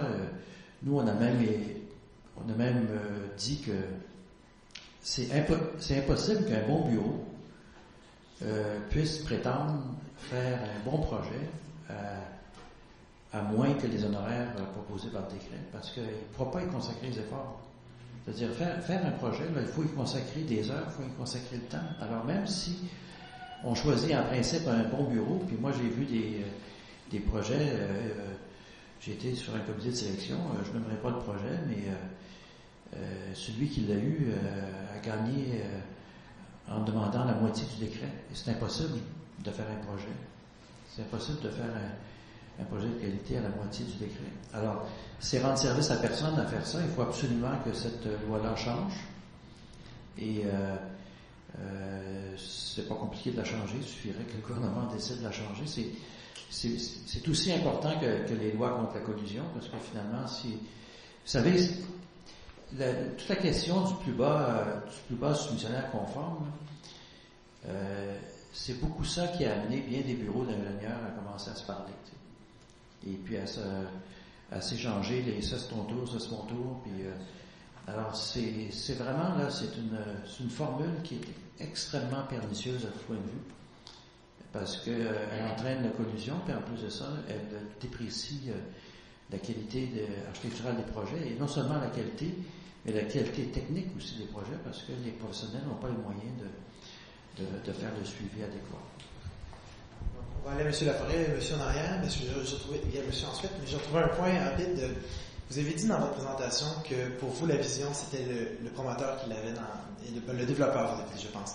Mais c'est intéressant parce que si on transpose cette idée-là dans l'idée de la commande publique, je pense que ça revient à dire, en fait, ça soulève la question, est-ce que c'est le donneur d'ouvrage qui devrait avoir la vision, il devrait la défendre? Quel est son rôle, en fait, et ça, on a la chance d'avoir Marie-Josée ici, qui pourrait peut-être nous en parler par rapport à la Ville de Montréal, mais ce serait intéressant de vous entendre là-dessus, mais quand j'aurai eu passé les commentaires. Donc, M. Laforêt. Oui. Alors, en préparant la soirée, j'ai fait un très très court survol sur Internet, et je suis tombé très rapidement sur le guide de la commande publique d'architecture de l'Ordre des architectes français, qui est fait avec la CNRS. Et ma surprise était de voir que, par exemple, la loi du 3 janvier 1977 en France déclare l'architecture d'intérêt public et la création architecturale, la qualité des constructions, leur insertion harmonieuse dans les milieux environnants, le respect des paysages naturels ou urbains ainsi que du patrimoine sont d'intérêt public. En découle toute une série de choses. En découle ce qu'on définit comme étant une commande publique. Après ça, on nous explique à quel endroit, dans quel domaine il est obligé d'avoir des commandes publiques. On doit avoir probablement ici aussi. Et ainsi de suite. Et comme ça, il y en a des pages et des pages et des pages. Alors moi, je me suis demandé, parce que là, on discute comment améliorer la commande publique, mais comment se fait-elle la commande publique? Est-ce que tous les donneurs d'ouvrages de commande publique ont une espèce de cahier de charge? Est-ce qu'on établit des commandes publiques tous de la même façon? Est-ce que c'est réglementé ou c'est un peu le foutoir, chacun réinvente la roue? Parce que si on veut avoir de l'architecture de qualité, on nous l'a dit, il faut avoir une commande au départ qui est claire, il faut avoir aussi un cahier de charge qui est intéressant, qui est bien fait, on comprend, pour que tout ça converge vers une meilleure architecture. Et moi, c'est un petit peu la question que je me pose. En dehors de dire, oui, bon, les concours, on sait que les concours ne sont qu'une partie de ce que peut être. On ne pourra pas tout faire en concours, c'est absolument possible. Mais est-ce que, à côté du concours qui devrait être mieux structuré, mieux organisé, ne devrait-on pas regarder, mais comment exige-t-on une commande? J'ai l'impression qu'en amont de cette question-là, il y a la question de l'intérêt public qui est présente dans le document ici. Je pense que cette question-là, au Québec, peut-être qu'on est rendu à une étape où il faut la soulever. C'est une déclaration de base qui est absolument nécessaire. Non, tout à fait. Mais je pense que même cette notion-là, elle est un peu floue présentement, je pense, auprès de certaines personnes. On va là en arrière, monsieur, puis ensuite... oui. On va là en arrière, monsieur, puis ensuite... oui. Marc Laurando, il y a beaucoup de sujets là, qui sont touchés. Je pense que effectivement, le premier thème, je pense, qui était apparu, c'était le thème de visionnaire. Le visionnaire, c'est certain que l'architecte, tout un chacun a ça au niveau de sa créativité. Mais si on parle ici de la commande publique, la vision, elle doit venir de la commande publique. C'est-à-dire que le gouvernement, au-delà des coûts et des échéanciers, devrait avoir, comme la loi française, une implication au niveau de ce que c'est comme bien culturel et comme bien de société que l'architecture et le domaine bâti. Cette vision-là, on ne l'a pas, et donc on n'a pas l'ambition de nos moyens. Les moyens de nos ambitions devraient être. On n'a pas l'ambition de nos moyens parce que quand on lance un concours, et là, je sais, Marie-Josée, il y a M. Demers, il y a quelqu'un qui vient éclairer, mais dans l'ensemble de la commande publique, il faut bien se rendre compte que c'est quand même un très, très infime moyen. On fait des concours, on en fait plusieurs, on n'a pas le budget pour réaliser le concours qu'on demande, on n'a pas le budget pour payer des architectes, des honoraires qui devraient s'appliquer. Ce qui fait que les architectes vont être obligés des fois de se rabattre sur leur concept pour ne pas le faire évoluer, parce que c'est le seul élément qu'ils ont pour maintenir l'idée qui a été lancée, qui a été émise au concours. Combien de fois, nous, on a été obligés de dire aux clients, oh non, on ne peut pas couper encore, on vous a soumis un projet de concours, et c'est ce projet-là que vous avez choisi. Donc, il faut se battre, parce que la majorité des gens, une fois que le concours est fait, c'est comment est-ce qu'on peut couper, comment est-ce qu'on peut réduire. Donc, on se rabat sur notre concept pour dire, non, non, vous avez choisi ça. C'est pas parce qu'on ne veut pas le faire développer notre projet. Au contraire, on a du temps fait pour le développer avec les clients, parce que c'est là-dedans que la relation est intéressante. Sauf qu'on n'a pas les moyens de les... Donc, vous n'avez pas d'interlocuteur dans le dossier de notre ouvrage qui vous permettrait de faire ça. C'est ce que vous dites. Donc, l'interlocuteur n'est pas là. Mais évidemment, la prochaine question, c'est comment faire pour qu'il y soit. Mais ça, c'est un autre débat, peut-être. Allez-y. Le dernier point que je dois faire, quand on parle de la commande publique, qualité versus honoraire, le pire ennemi des architectes dans tout ce débat-là, ce sont les architectes. Quand les architectes seront convaincus que leur travail vaut d'être rémunéré, à ce moment-là, il n'y aurait aucun problème de ce qu'on choisisse sur le plus bas soumissionnaire, parce que tout le monde arriverait à soumissionner avec des honoraires qui sont au moins adéquats. Et ça, c'est bien dommage, mais ils étaient à l'école en 78, et le même débat à l'époque. Comment ça se fait que les architectes ne sont pas capables de se respecter eux-mêmes? Et c'est encore aujourd'hui le même débat. On voit des solutions, 30% en bas des honoraires, ça n'a aucun bon sens. D'accord. Aucun bon sens. Et à ce moment-là, le donneur, que ce soit les villes ou autres, ils ne pourraient pas dire, regarde, on ne les achète pas. Parce que c'est une un thème qui a été abordé par Maxime au début, c'est la transparence. Je crois que s'il y a des consensus là, qui sont sur le concours, sur le fait d'être payé, je pense que c'est indéniable. La transparence et le processus, c'est essentiel. Un concours qui se fait dans le cadre d'une opération de relations publiques, ça ne marche pas, tout le monde en sort frustré. Un concours, je ne sais pas si on parle de concours lorsque c'est le processus PPP, mais en tout et pour tout, le public n'a pas pu voir les autres propositions de cette compétition-là. Donc, on ne peut pas éduquer le public qui traverse. Exactement. Donc, est-ce qu'on peut encore appeler ça un concours? Du moins, il manquait un aspect de transparence. Lorsque la personne qui est choisie pour un des plus grands projets au centre-ville n'est pas choisi à travers un processus transparent, ça aussi, ça pose des questions. Je lance la balle à la personne présentement. Mais présentement, il y a un changement de culture. Les gens sont en train de se réveiller. On s'est fait diriger par les ingénieurs qui ont dit à l'architecte, toi, tu vas prendre cette place-là, et eux, ils ont occupé toute la place. Dans le cas des PPP, c'est eux qui ont pris beaucoup de place dans ce débat-là. Et aujourd'hui, on se réveille, puis les plus grandes firmes d'ingénieurs se retrouvent un peu non plus patte blanche, parce que, bon, dans un cas, un concours sur une attribution de contrat, et on pose des questions, puis il y a de l'argent qui est parti, puis l'autre gars, il est parti, puis il est en voyage, puis on ne le retrouve plus. Il y a un terrain à prendre, que l'architecte doit prendre, puis on doit être solidaire, puis c'est sur la transparence. Un ingénieur peut dire, en dessous de la rue, il y a 12 millions qui ont été investis pour changer les tuyaux. Tu es obligé de le croire sur parole, parce que tout ce que tu vois, c'est la rue. Un édifice de 12 millions, n'importe qui passe sur la rue, même s'il n'est pas familier avec l'architecture, va être capable de dire, ça doit être un édifice qui vaut ce qu'il vaut. Donc, je pense qu'il y a un terrain, c'est la transparence, puis les architectes doivent se démarquer à ce moment-là, la place est à part. D'accord. Madame, vous avez une intervention? Oui, je me demandais en fait seulement, parce que vous parlez tout le temps du domaine public, oui. Et il y a un office de consultation publique qui peut être aussi, qui peut aider pour la vision dont vous parlez et pour ces critères de sélection et cette créativité qui manque à ce qui semble. Donc tout ça, c'est aussi des critères que l'architecte parfois pourrait prendre en considération. La tension, qui n'est pas nécessairement une tension, parce que ça peut être aussi une construction entre comment dire, oui, frère Maxime, je pense qu'il y a une Maxime qui est mais entre la part des citoyens, peut-être au programme éventuellement, qui peut participer bien sûr à la construction d'un projet. Ce que vous dites, c'est que le citoyen a un rôle à jouer là-dedans. Je pense que Maxime et tout le monde réagit. Ça m'appelle beaucoup la notion de faire un projet collectif. Là.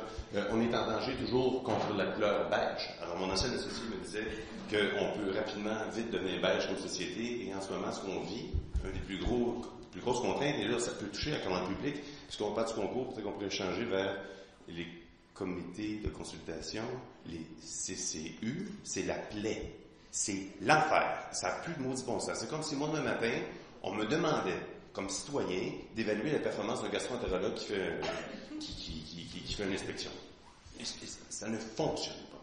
Et le principe fonctionne pour avoir une espèce de protection, une certaine forme de regard critique, un apport intéressant, mais ils ont beaucoup trop de pouvoir. Alors, nos gens qui travaillent dans les municipalités se sentent tellement inconfortables à aller même contredire ce qu'un CCU dit, que finalement, ils nous imposent la vision du CCU, donc ils nous imposent la vision de monsieur, madame, tout le monde.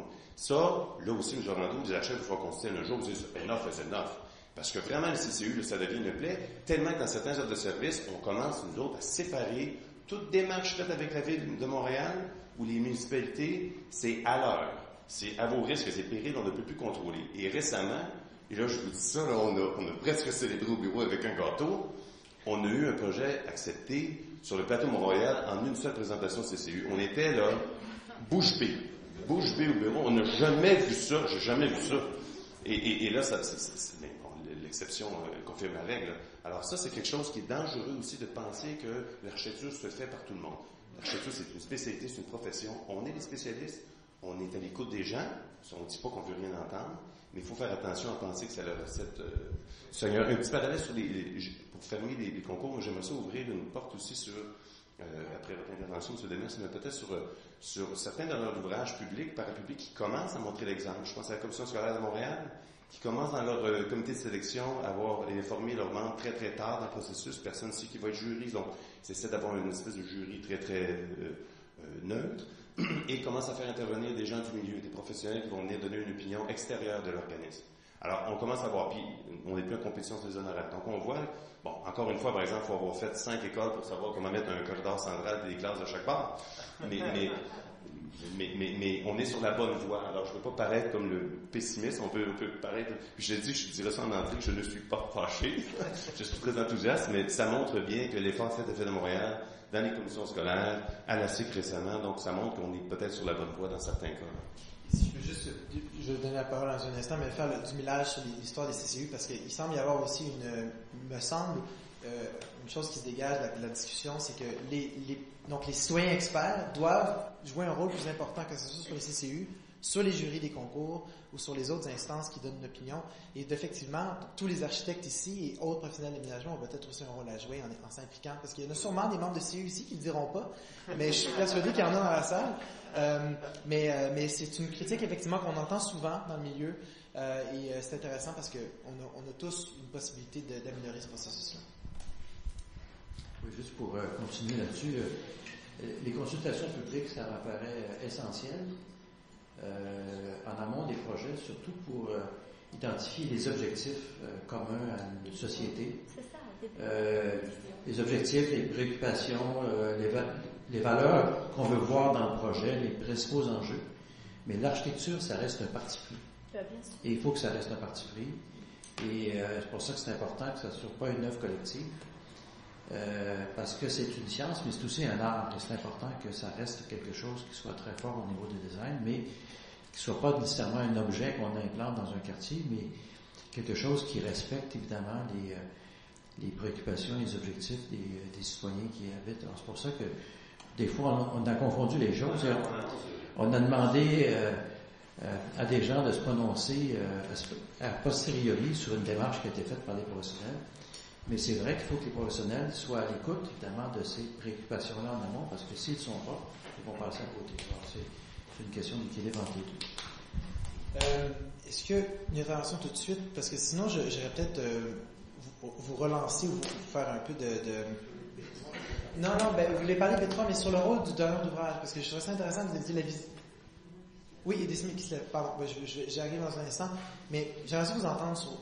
Selon vous, puis dans le cadre d'un P3 ou dans le cadre d'un autre projet, quel est le rôle du donneur d'ouvrage, puisque vous avez commencé votre présentation en disant que la vision, c'était pas l'architecte qui l'avait. En fait, je travaille tout le temps avec des avocats, puis je dis tout le temps à mes clients, un avocat, il va être bon si le client est bon. Si le client est excellent, l'avocat va être excellent. C'est la même chose pour l'architecte. Exactement la même chose. Donc, on dépend beaucoup du donneur d'ouvrage. C'est sûr qu'on dépend beaucoup du programme, un programme de qualité, parce que nous, on est comme instrumental en architecture. On est des gens, on vend du temps, de temps en temps des images, mais on rend service. Alors, quand je disais que les donneurs d'ouvrage sont plus visionnaires que les architectes, c'est parce que ce sont eux qui nous passent la commande. Moi, je voulais être architecte au début parce que je me disais, on va créer un bâtiment, puis ce bâtiment-là, j'espère qu'il va avoir une certaine pérennité. J'espère que pendant 50 ans, il va pouvoir satisfaire les usages qu'on a programmés. Mais aujourd'hui, c'est pas tellement vite, là. Je suis même pas sûr qu'on arrive là. On commence à construire, des fois le programme est dépassé. Quand on est dans les hôpitaux, par exemple, il y a tellement de technologies, tellement de choses qui avancent, que il faut que ça devienne un processus itératif. Il n'y a pas de, je dirais, de méthode qui est meilleure qu'une autre. Les concours, c'est approprié pour un type d'ouvrage. Les P3 pour un autre type. Le design de construction pour un autre type. Alors, ils ont tous leur qualité, mais ça dépend. Là, je voulais dire d'autres choses. Je veux juste dire que j'avais un jour rêvé de pratiquer au Mexique. Au Mexique, l'architecte est vraiment un maître d'œuvre. C'est l'architecte qui décide, il y a tel client, lui, il connaît des clients riches. Bon, c'est l'architecte qui décide, je vais lui dire d'acheter tel terrain, telle localisation, et il devrait construire un centre d'achat, une clinique, peu importe. Mais c'est l'architecte qui est obligé d'être au courant comment se développe la société, puis c'est lui qui va chercher ses clients. Puis c'est lui qui va influencer ses clients sur le choix des espaces ou des cadres bâtis à réaliser. Donc, nous, on n'est pas là. Mais l'architecte mexicain est là. Donc, il est obligé de développer sa vision. Oui, mais là, tu sais, juste pour revenir au P3, avant qu'on en parle, là, si on réagit pas, je vous le dis, là, les ingénieurs vont encore prendre plus là-dessus. Là, ça se peut pas. Ils sont 40 pour 1 au Québec. Il va falloir arrêter ça, là. C'est comme une hémorragie. Sinon, on ne fera plus rien, nous autres, on va être des décorateurs de théâtre. Bon, il y a M. Fournier, je pense, qui voulait dire quelque chose. Oui? C'est pour moi, désolé. Et Madame, oui, excusez-moi. Juste un petit grain de sel. En fait, récemment, il y a eu une appel de proposition qui avait été faite par l'Université de Montréal. Vous pouvez parler plus fort? Oui, je vais essayer de parler plus fort. Alors, je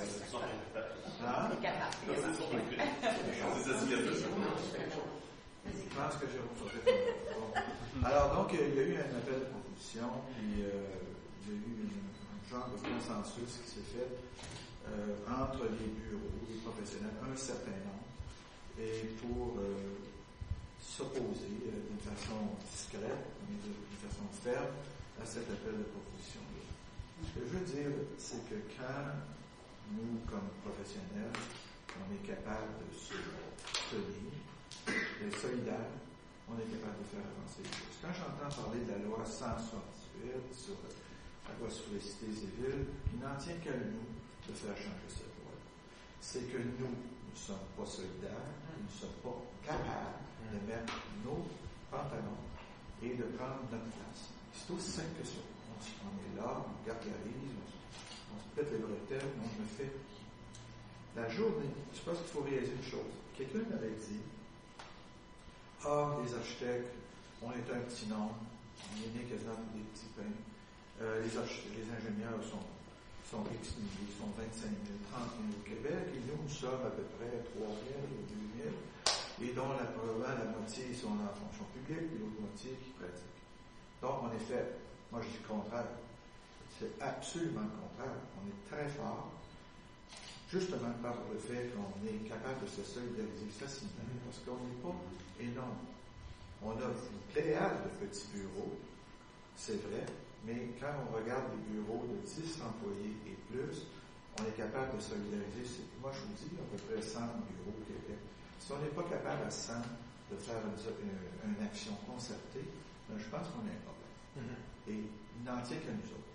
Les concours, c'est une façon de donner la commande. Il y a beaucoup de projets qui échappent à cette façon de donner et qui sont donnés par les villes. Il faut jamais oublier une chose.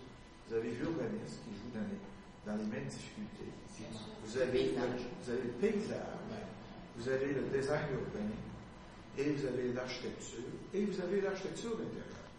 Ouais. Tous, on est confrontés avec la même problématique. Moi, je le vois avec notre société, on est pris avec la même dynamique. Et je m'excuse, mais les villes, ce sont un très gros donneur d'ouvrage. Un donneur d'ouvrage important, beaucoup plus important, à mon sens, que la province ou que le fédéral. Et ça, je pense qu'on s'en occupe pas, et c'est notre problème. Alors, moi, j'avais demandé à nos amis de l'association, j'attends un peu qu'on voit, mais j'ai ça à faire, essayer de solidariser le monde, puis de se tenir. Et ça veut dire quoi? Quand il y a un appel d'offres, on ne soutient pas.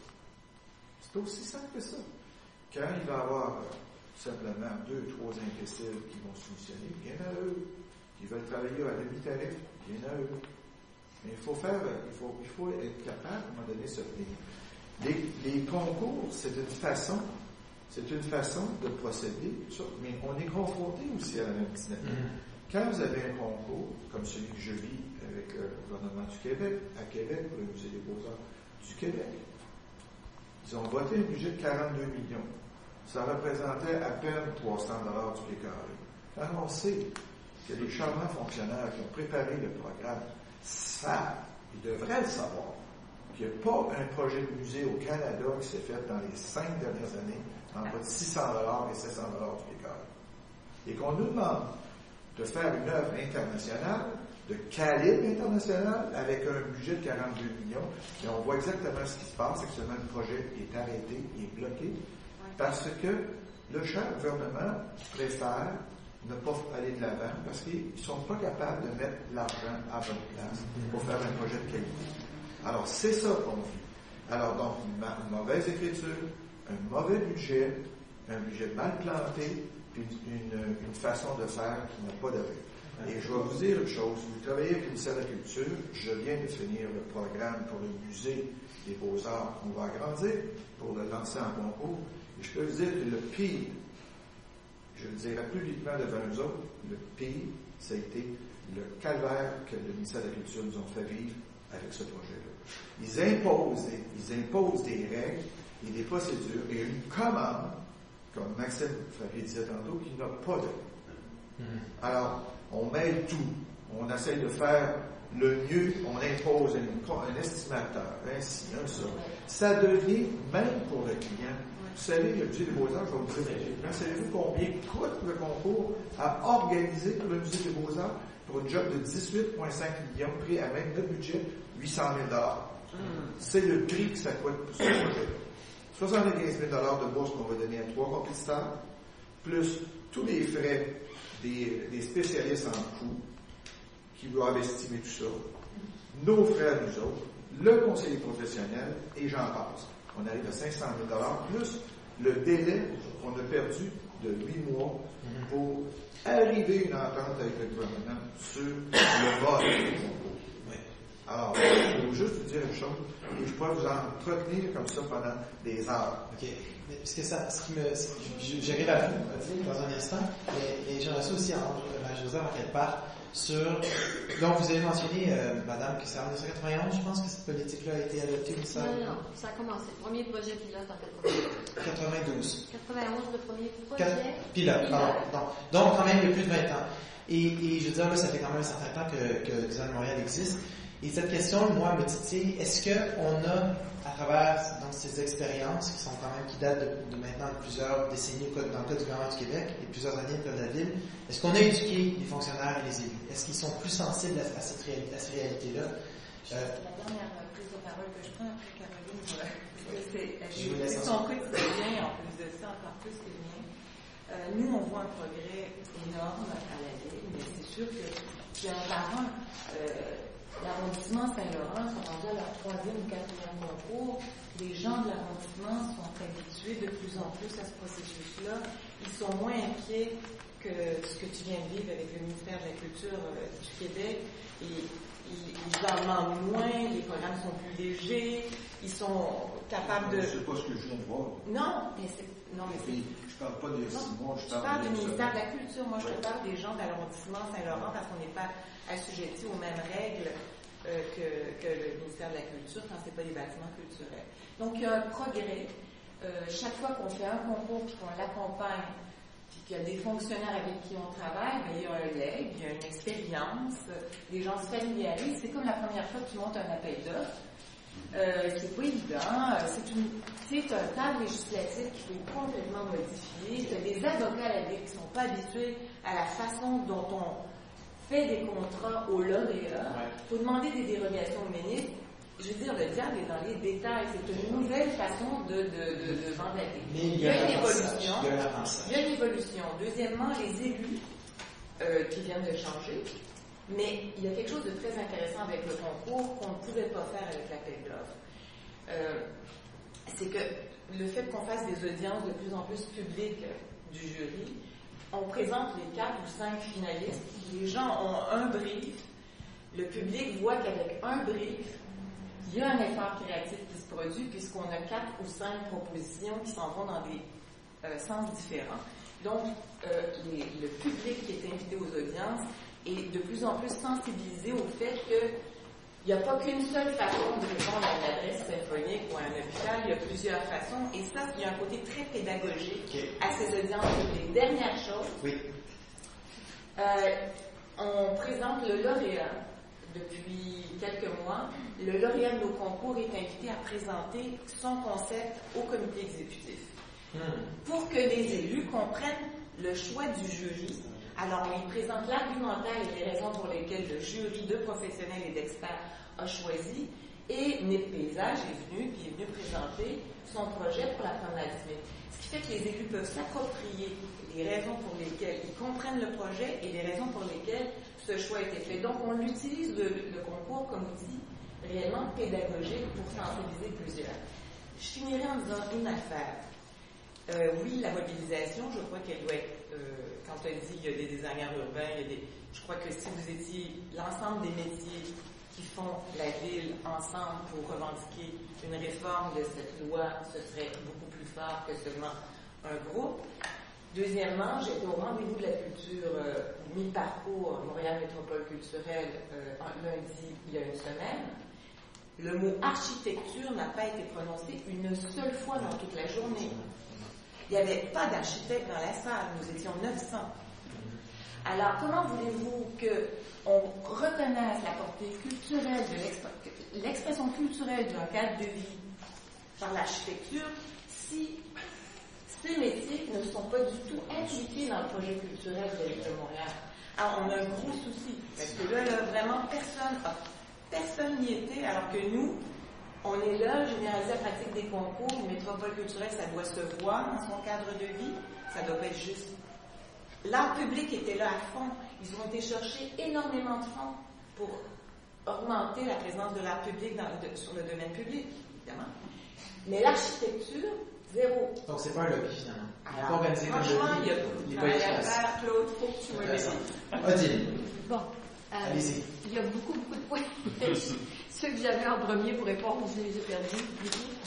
Je voudrais simplement, par contre, faire une mise en contexte. Il y a 20 ans, quand on a commencé avec les concours, si on regardait les bibliothèques qui étaient construites en région, on avait un gars, j'oublie son nom, c'était un architecte qui est du côté de Saint-Sauveur ou Sainte-Adèle, qui ouvrait ses tiroirs, il sortait ses plans, il changeait la couleur du revêtement de tôle métallique, et il allait chercher ses honoraires, et il faisait la bibliothèque. Okay? Les bibliothèques se faisaient comme ça, dans une grande partie du Québec. Les théâtres, on avait la licorne que j'ai utilisée comme exemple pendant des années pour montrer ce qu'il fallait pas faire. Là, je l'ai vu comme exemple, c'était à peu près le pire exemple qu'on pouvait avoir, c'était une commande directe. Les concours, peut-être que Michel a pas réussi, a pas eu le contrat pour un concours gagné à Mont-Laurier. Mais si on regarde tout ce qui s'est fait comme petit concours culturel depuis 20 ans, je serais intéressée à ce qu'on fasse une étude sur qu'est-ce qu'aurait valu une commande traditionnelle sans concours. Est-ce que le concours a vraiment causé beaucoup de délais? Je suis pas sûre. Le code du Québec du Musée du Québec est assez particulier, mais si on regarde tous ces petits bâtiments qui ont été construits, qui ont vraiment donné une qualité exceptionnelle, je pense que ça, il faut le mettre en contexte. Deuxième point, rapide, il faut faire comme Marie-Josée. Clément est une des rares personnes qui fonctionne sans concours, en fait. Alors, on a eu, dans le cas de comment on appelle ça? Le palais du commerce, la place du quartier international, on n'a pas vraiment eu de concours. On a des architectes qui ont été choisis. Ce serait intéressant de l'entendre parler, lui, de sa commande publique. Parce qu'à lui-même, à lui seul, il constitue une sorte de service urbaniste de la Ville de Montréal parallèle, qui a réussi à nous doter de 2 places importantes. L'une qui est l'environnement autour du quartier international et la place des festivals. Mine de rien, il faut quand même reconnaître c'est des exploits majeurs. Troisièmement, et je vais finir avec ça, moi j'habite dans une région maintenant à 4 heures d'ici, okay? À Rivière-Ouest. J'ai près de l'Apocatière. Je suis rentrée dans l'Apocatière pendant que je faisais mes transactions avec le notaire pour une magnifique petite maison et je vois un aréna en train de se construire. L'horreur. Okay? Je vais à la librairie dont le libraire, qui est archéologue de profession, est maintenant le maire de l'Apocatière, et je lui pose la question, comment vous choisissez? Il me dit, je suis conseiller à la ville. J'ai dit, mais comment vous choisissez vos architectes dans cette ville avant d'être aussi... Oui, et là, il me dit, mais on a appliqué les critères. Je dis, ah bon, ça veut dire quoi, ça? Ben, on a formé un comité, on a mis du monde... Et puis, on a choisi selon les critères. Alors là, c'est vraiment important. La qualité, effectivement, c'est difficile à quantifier, mais il y a un argument qui est facile à faire. Mais le CCU, Madame faisait ses observations. Le CCU, moi, j'en fais partie à Rivière-Ouest. Okay? On est 1200 habitants. Qui est un service d'urbanisme dans une... Et ce qui est intéressant pour l'exercice, c'est pour ça que j'en parle, c'est qu'en commençant à la très petite échelle, on comprend ce qui se passe dans la grosse échelle, après. La grosse échelle, là, je ne parlais pas de Montréal, c'est à peu près la seule place où on discute d'architecture. Mais Québec, c'est un cas, mais vraiment un cas. On apprend le matin, le maire nous annonce, OK, on va avoir tel bâtiment, c'est qui les architectes, on ne sait pas, on ne sait rien, OK, puis il est vraiment content de tout ça. Mais où ça commence? Ça commence parce que les directeurs d'urbanisme en campagne, c'est des éleveurs de poulets, au mieux, ou alors, tu sais, on a ça, là, on va faire obtenir un permis. Puis on dit, qu'est-ce que tu fais, toi, au fait, quand, en dehors de tes 20 heures d'urbanisme? Mais moi, j'élève des poulets. Qui?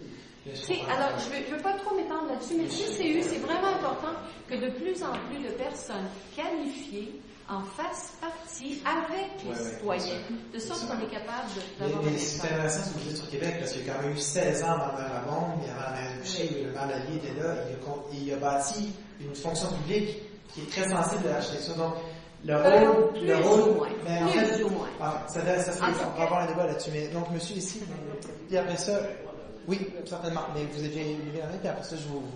En fait, deux observations. Oui. Par rapport à ce que Claude Provencher disait par rapport à son expérience au Musée du Québec, et je pense que la question de la sous-estimation des coûts d'un projet, ce n'est pas qu'au niveau des concours. Il faut le dire aussi, il y a plein de projets de différents modes d'attribution de la commande où on sous-estime les coûts parce que souvent, c'est la seule façon de les faire passer au niveau politique. Puis après ça, on est prêt avec la patate chaude.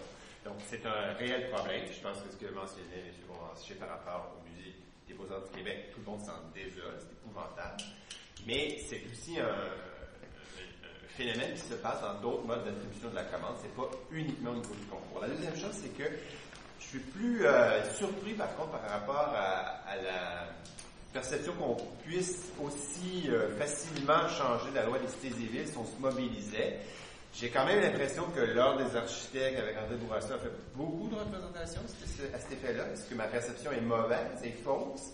Je serais curieux d'entendre M. Demers là-dessus, et peut-être encore M. Provencher, parce que de fait, par rapport à l'appel d'offres de l'UDM, on a réussi à se tenir debout. Ça prenait peut-être 25-30 bureaux, par contre, pour le faire acheter. Peut-être là, ça prend plus de bureaux pour changer la loi des cités et villes, mais est-ce que c'est si facile que ça à changer ou... Oui, puis c'est peut-être utile de dire, parce que Sophie me le rappelle, c'est moi je suis urbaniste aussi, donc la loi sur la cité et villes, moi j'ai dû l'étudier, c'est la loi qui définit en fait les pouvoirs légaux d'une municipalité, parce qu'on sait que les municipalités sont des créatures des provinces, donc c'est la loi qui au Québec définit le cadre légal à l'intérieur duquel une municipalité peut agir. Donc, quand récemment, Toronto s'est fait dire qu'il ne pouvait pas interdire les ailerons de requins, c'est parce que la loi habilitante en Ontario ne permet pas à une ville d'interdire aux restaurants de vendre des ailerons de requins. Mais de la même manière, au Québec, les municipalités ont des pouvoirs limités qui sont en grande partie définis dans cette loi. Donc, effectivement, c'est là que beaucoup de la mécanique des appels d'offres se joue. Monsieur Demers, vous voulez répondre à Odile? Oui, je vais répondre à Odile. D'abord, pour ce qui est du quartier international, c'est un projet qui a été initié par la Caisse. Mais avant que la Caisse initie le projet du quartier international, il y a des architectes urbanistes non mexicains, mais qui ont fait comme au Mexique. Et ils sont allés voir le président de la Caisse, c'était René Daou et Réal Lestage, puis ils ont dit, il faut dire qu'à l'époque, il y avait le débat aussi, il était question que le Palais des Congrès déménage à la place Bonaventure et que le Palais des Congrès devienne la grande bibliothèque. Alors c'était un débat, puis moi je travaillais là-dessus un peu pour empêcher que le Palais des Congrès devienne la grande bibliothèque. C'était un peu absurde comme discussion. Et là, René Daou et Réal Lestage ont proposé de faire un projet d'aménagement pour le secteur, puis d'impliquer la Caisse. Alors, Jean-Claude Oscar m'a demandé de regarder le projet, puis de voir si c'était possible de trouver du financement. Mes premières démarches auprès de la ville, le maire Bouc voulait rien savoir de ce projet-là parce que c'était pas dans ses priorités, puis il voulait pas mettre un sou là-dedans. Puis au niveau du fédéral, c'était la même chose, puis au niveau de Québec, c'était la même chose, parce que le programme d'infrastructure était terminé. Le premier programme d'infrastructure. Alors, ce qu'on a fait, c'est que on a décidé de ne pas demander de l'argent à la ville et d'aller chercher de l'argent du privé. Puis on a été chercher 8 millions des riverains, puis après ça, on a été chercher de l'argent de partenaires commanditaires potentiels comme Hydro-Québec, Gaz Métro, Bell Canada ou des choses comme ça. Et on a démontré au gouvernement du Canada et au gouvernement du Québec, d'abord au gouvernement du Québec, ministère de la Métropole, que c'était un projet qui était important pour Montréal. Et finalement, sur un projet qui a coûté, le projet a coûté 90 millions, il y a eu d'autres infrastructures qui ont été faites par Gaz Métro, par d'autres organismes. Puis un stationnement qui a été fait par la Caisse, ça représentait un autre 70 millions, ce qui fait 160 millions. Et le projet était accompagné d'à peu près 750 millions de dollars de projets publics et privés. Puis aujourd'hui, il y a 1,5 milliard qui a été investi dans le quartier. Et la Ville a mis 14 millions pour refaire des égouts que la Ville nous a demandé de refaire parce que la Ville ne croyait pas qu'on allait faire le projet. Alors, ça n'a pas été une commande publique de la Ville, c'était une commande de la Caisse de dépôt. Et suite à l'initiative d'un bureau privé, et on a réussi à monter le financement. Alors, pour ce qui est du projet du quartier spectacle, l'arrondissement de Ville-Marie nous a mandaté pour faire un programme particulier d'urbanisme. Et on a créé un comité de sélection. Et on a engagé comité de sélection. Kim, on était 1 sur 5. Parce que nous, comme donneurs d'ouvrage délégués ou comme gestionnaires de projet, on est toujours minoritaires sur les comités de sélection.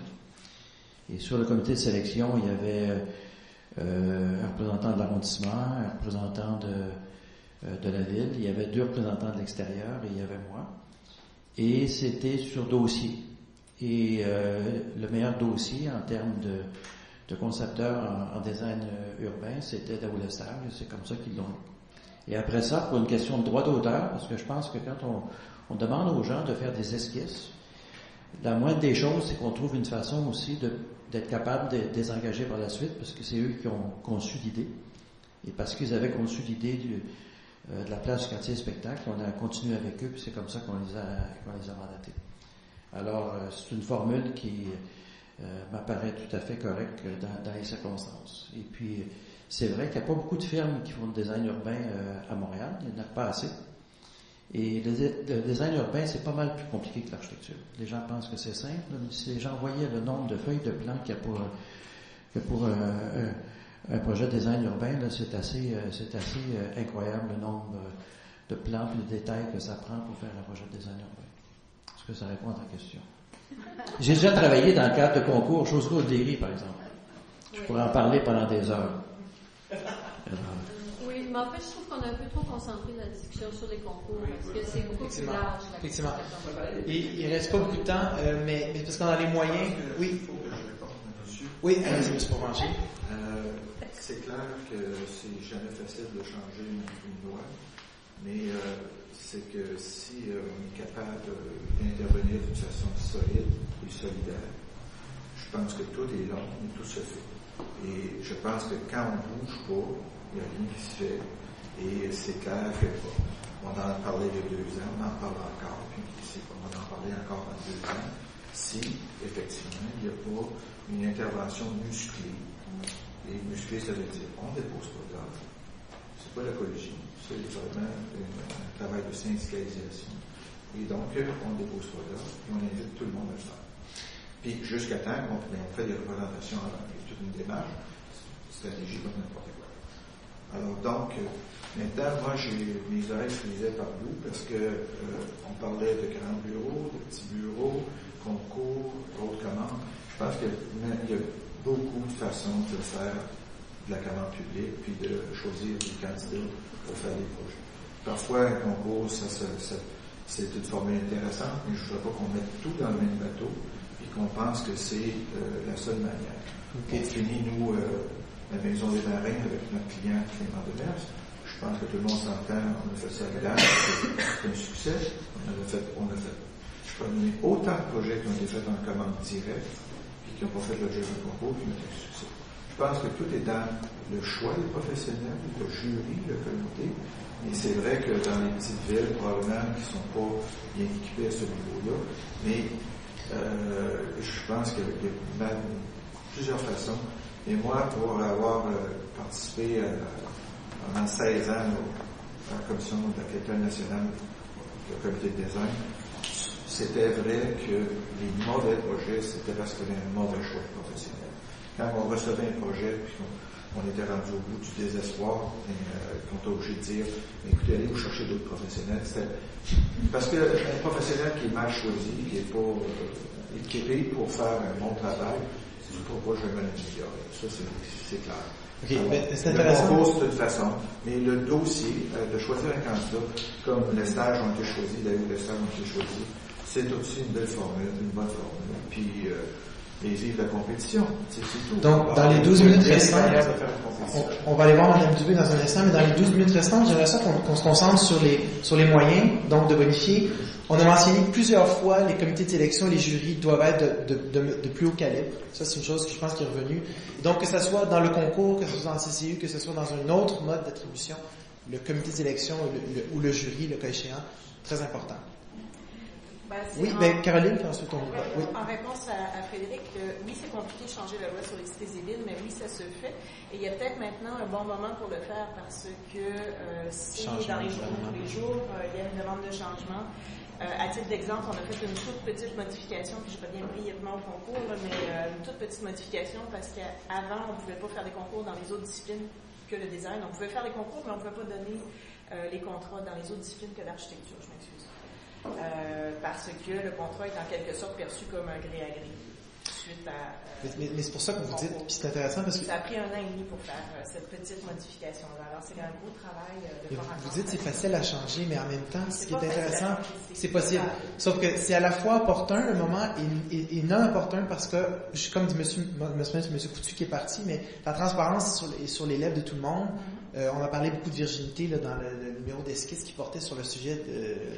Et effectivement, on insiste beaucoup sur la virginité, les pattes blanches, la transparence, et de modifier la loi des cités civiles pour rendre plus facile, par exemple, rendre plus facile le fait de ne pas donner le contrat pour poste missionnaire au niveau de municipalité. Chez beaucoup de journalistes, ça va sembler aller à l'encontre de tout ce qu'on est en train de faire. Il faut que ça soit très bien expliqué, mais vous avez raison que c'est possible, qu'il faut le faire. C'est pour ça que c'est un ouvrage pédagogique très important à faire. Je pense que ce que M. Demers a mentionné au départ, de faire le lien avec ce qui se passe présentement dans la commission et le mode d'attribution au plus bas soumissionnaire, je pense que ça, c'est vrai que pour le public en général, il ne peut pas réconcilier les deux à ce moment-ci. Et il faut faire... J'aurais la parole à la présidente. Allez-y. Oubliez la pédagogie. Excusez-moi. La pédagogie, ça fait des années qu'on en fait. Oubliez la pédagogie, c'est l'action. Oui, mais il faut faire mais l'autre. Tout ce que les journalistes pourront rentrer, je vais vous dire, on sera en bande. Ça vraiment, là, ça nous intéresse pas. Mais ça intéresse les politiciens, par contre. Les politiciens, ils vont écouter la journée, on se mettra sur la place pour qu'on fera une action conceptuelle. Point, ça va. Si le reste, c'est une perte de temps, ça a marché très bien. Alors, la journée où on se tiendra, ben là, on s'en parle. Est-ce qu'ils ont bien compris, par contre? Bonjour. Juste un petit mot, parce que c'est sûr que, bon, là, le débat est parti, c'est parfait, mais je voulais juste revenir à ce qu'avait dit Maxime, parce que je trouvais ça très, très bien, dans son intervention au début. Valoriser le travail du donneur d'ouvrage, c'est-à-dire que tout le monde ne peut pas être Jean Nouvel alors qu'on élève les architectes à l'université, on les éduque en leur faisant rêver qu'ils seront de grands créateurs, et quand ils sortent de là, ils sont déprimés. Mais il y a un travail à faire comme donneur d'ouvrage, et il faut valoriser ce métier-là, et il y a des modèles, donc Marie-Josée Lacroix en est un, Clément aussi. Donc, devenez pas Jean Nouvel, devenez un Clément Demers, je sais pas. Donc, comment faire ça? Comment arriver à ça? Première des choses. Puis, je voulais aussi revenir au plus bas soumissionnaire, comment on arrive à ça. Et enfin, ouvrir sur... Les grands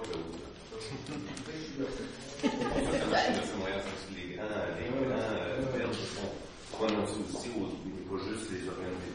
Donc, le leadership moral les leadership moral de nos seniors, là, qui ont des grandes voix, ça porte beaucoup. Oui, les trucs de BS pour la salle de fête, là aussi.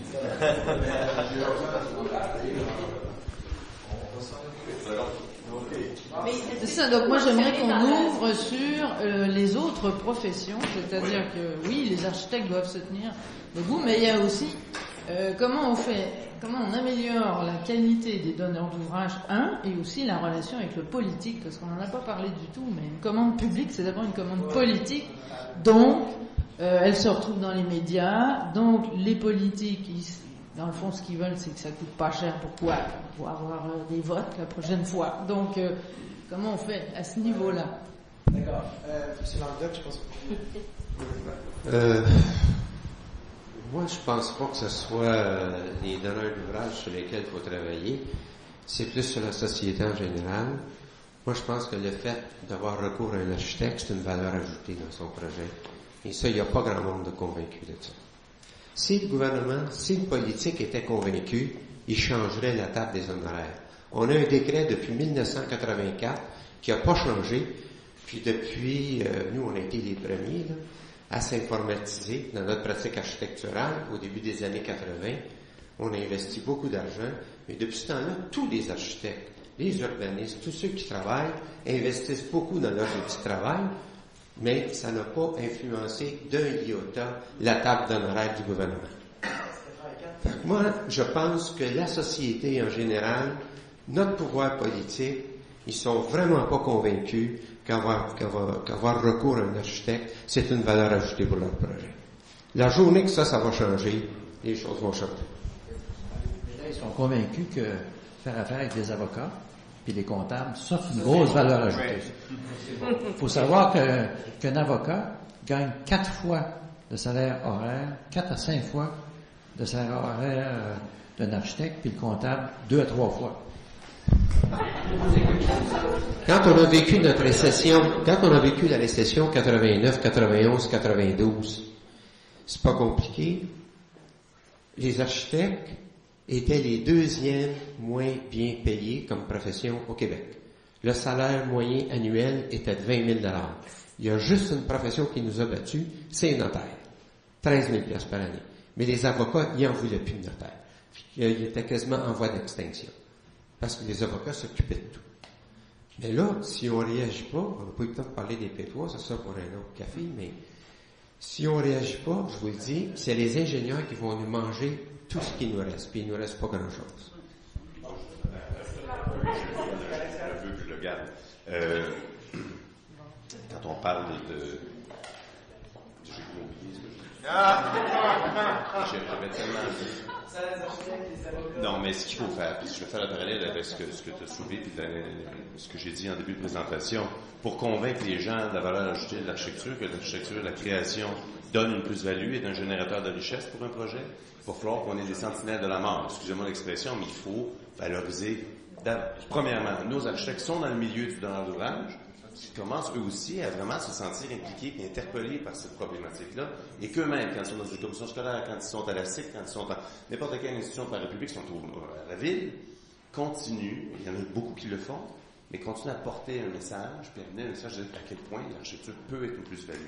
Mais il faut falloir mieux le démontrer, mais mieux les stimuler, parce qu'on le sait, là, on l'a vécu, puis certains qui sont dans des bureaux comprennent ce que je vais dire. Quelqu'un arrive dans le milieu du travail, se sent moins intéressant parce qu'il n'est pas une star du design, puis après 4-5 ans, il est un peu fâché, et tout à coup, devient chargé de projet, ben, il va payer une aide au petit concepteur. Parce que là, il est en pouvoir. Alors, parce qu'on n'a jamais valorisé cet autre rôle-là, que 95% des gens font, ils participent à la réalisation d'un projet, mais on ne le valorise pas, alors ils sont un peu, ben là, c'est moi qui contrôle, c'est moi qui sais c'est quoi les règles. Et c'est inconscient, ça. Quand on va s'attaquer à l'éducation, et ça, je m'en fais un devoir, moi, comme petit enseignant invité, le professeur invité à l'université, je vais m'assurer de continuer à valoriser ça, sans dénigrer la créativité, puis former les gens. Il faut développer la créativité, c'est pas dans les bureaux qu'on la développe. C'est à l'université qu'on sème la graine, mais il faut valoriser vraiment ce travail-là. Et tous ceux qui sont ici, qui sont dans le milieu public, il faut vous sentir interpellé par ça. Vous avez un rôle tellement important à jouer pour assurer des meilleurs projets. Oui, en fait, parce que bon, il y a des choses qu'on entend depuis 30 ans, là, et bien avant pour ceux qui sont plus vieux. Mais dernièrement, le gouvernement libéral a lancé un comité sur la loi, pour changer la loi sur l'aménagement du territoire. Aucun groupe représentant des architectes n'est allé faire de présentation. Il y a eu les urbanistes, il y a eu les ingénieurs, il y a eu les architectes du paysage. Il n'y a pas eu les architectes. Le mot architecture n'a presque jamais été prononcé. C'est pas de la faute des gens qui montent le comité, des députés du gouvernement. Je suis désolée. C'est la faute des architectes, OK? L'Ordre des architectes a une mission, une seule, qui est protéger le public. Or, l'Ordre a toujours refusé de prendre dans ce concept de mission de protection du public l'élément qualité. L'Ordre a été le premier à dire, ça c'est subjectif, on ne rentre pas là-dedans, nous autres, on protège le public.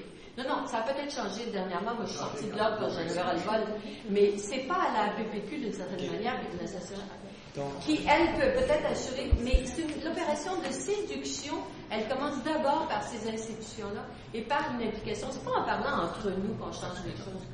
Mais donc, je pense qu'il y a un consensus puis je vais vous redonner la parole si vous voulez, mais l'idée que les architectes ont un rôle à jouer en étant plus présents sur les jurys, en étant plus présents sur les CCU, en éduquant le public et en éduquant les élus. Là, il y a une différence. Vous avez dit les deux un peu dans votre intervention, mais certainement qu'il y a un travail de pédagogie et un travail aussi d'action, mais l'action dont parlait M. Provencher, j'ai l'impression que c'est une action publique dans l'espace public, donc qui revient finalement aussi à éduquer le public. Donc finalement, je pense que beaucoup des interventions se recoupent. Est-ce que vous vouliez dire quelque chose sur les métiers, les autres métiers de l'aménagement? Moi, j'ai beaucoup apprécié l'intervention de Maxime concernant les différentes formes de pratiques de l'architecture. C'est important de valoriser les pratiques qui sont moins connues parce qu'effectivement, il y a 10% des gens qui font de la véritable conception. Les autres vont faire des détails, vont faire des devis, vont faire de la surveillance et il y en a qui font de la gestion de projet. Et on oublie souvent que Montréal est une capitale mondiale de gestion de projet. Et d'ailleurs, le PMI, le Project Management Institute, a environ 300 chapitres dans le monde. Celui de Montréal est un des chapitres qui a gagné le plus de prix de l'histoire du PMI depuis 30 ans. Dont 2 projets qui ont gagné les projets les mieux gérés au monde en 30 ans. Donc, sur 300 chapitres, c'est assez sensationnel dans à peu près... le KIM, l'autre, c'est un projet industriel, par exemple, dans le Grand Nord. Et c'est quand même assez surprenant parce que c'est dans 185 pays et les projets sont évalués par des jurys internationaux avec des gens d'au moins une personne par continent. Donc, l'UQAM aussi a le premier programme accrédité en gestion de projet, puis en aménagement, on a le seul programme en gestion de projet d'aménagement sur la planète. Donc, s'il y a plus d'architectes qui s'intéressent à être donneurs d'ouvrage, ils vont pouvoir agir sur la qualité architecturale. Parce que c'est au moment de passer la commande qu'on peut agir sur la qualité architecturale. Et si on n'est pas là quand on passe la commande, c'est souvent trop tard. Si la commande est mal passée, si le budget est insuffisant, si le programme n'est pas clair, ensuite tout le monde va se démener pour essayer de faire un projet correct avec une mission qui est au départ impossible. Bon, je pense qu'on arrive à la fin. Est-ce qu'il y a des interventions des gens qui voulaient réagir à ce qu'on a entendu ici? Est-ce qu'on est prêt à faire peut-être une synthèse puis juste peut-être énumérer certaines des pistes? Est-ce qu'il y a des... Oui. On va lancer un concours, ce serait les architectes qui voteraient, puis les donneurs d'ouvrage gagneraient. Si je peux juste me permettre un commentaire donc, qui fait une lâche sur ce que M. Demers dit. Moi, je suis urbaniste, puis c'est sûr que c'est un peu la même chose dans le domaine de l'urbanisme. Il y en a très peu qui font ça, peut-être moins encore que des architectes, qui sont dans des bureaux qui font du design ou peu importe. Et la plupart deviennent conseillers d'aménagement à la Ville de Montréal et se voient frustrés souvent de leur rôle qui n'est pas valorisé. Et effectivement, si on valorisait ce rôle-là, mais encore, évidemment, faut-il qu'on mette des professionnels d'aménagement en position de participer finalement à la définition d'un programme. Et je pense que ça, c'est une partie importante peut-être de la solution. Oui, madame? Je vais parler à mon nom personnel puisque je suis donneur et chargée de projet. Est-ce que vous pouvez nous dire avec qui vous ne préférez pas? Non, je travaille pour la Société immobilière du Québec. Parfait, d'accord. Les projets de la santé. Et en fait, mon rôle décisionnel est très restreint. Je suis architecte et je suis pas décisionnaire, donc je suis sensible, mais vous êtes conseillère. C'est pas moi qui va décider des paramètres qui vont être déterminés de plus haut. Donc, je suis tout à fait d'accord avec le fait que le fond de la question est beaucoup plus large que ça, que la réelle réflexion doit venir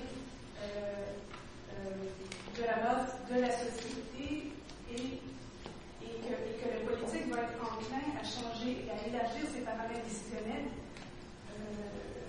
Quand ça sera politiquement acceptable de le faire, c'est ça que vous dites? Quand ça sera politiquement acceptable de le faire. Mon rôle à moi est relativement restreint. Je comprends. Mon implication réelle dans la décision qui est portée sur les projets. Et voilà.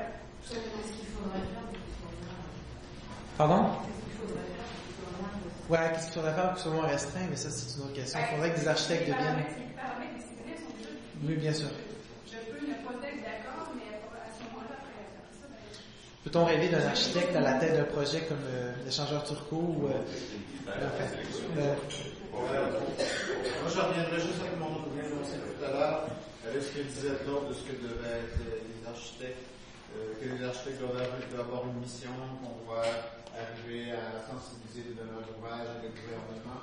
Je pense que, comme je le disais tout à l'heure, quand pour la Société québécoise d'architecture, soit quelque chose qui est d'intérêt public et reconnu, ça c'est un travail, je pense, qui est collectif et puis ce qu'on essaie de faire ici, c'est un peu ça aussi. Ouais.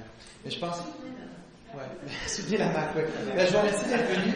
Je pense qu'il y a, encore une fois, évidemment, on finit toujours cette discussion-là avec plus de questions et peut-être de pistes d'autres cafés que de solutions concrètes, mais la mobilisation des architectes, ça me semble être une chose concrète où les plus sages peuvent peut-être donner l'exemple ou parfois en faisant preuve de leadership et en amenant les plus jeunes aussi à se mobiliser et réagir et à refuser d'être moins bien payés. Je pense que c'est un thème qui est revenu souvent. C'est que il y a beaucoup de laboralisation du métier d'architecte qui passe par la rémunération et par le fait de ne pas accepter d'être moins payé que ce qu'on devrait être payé. Je ne sais pas s'il y a d'autres points qu'on veut souvent en conclusion, mais sinon je vous remercie d'être venu et à la prochaine.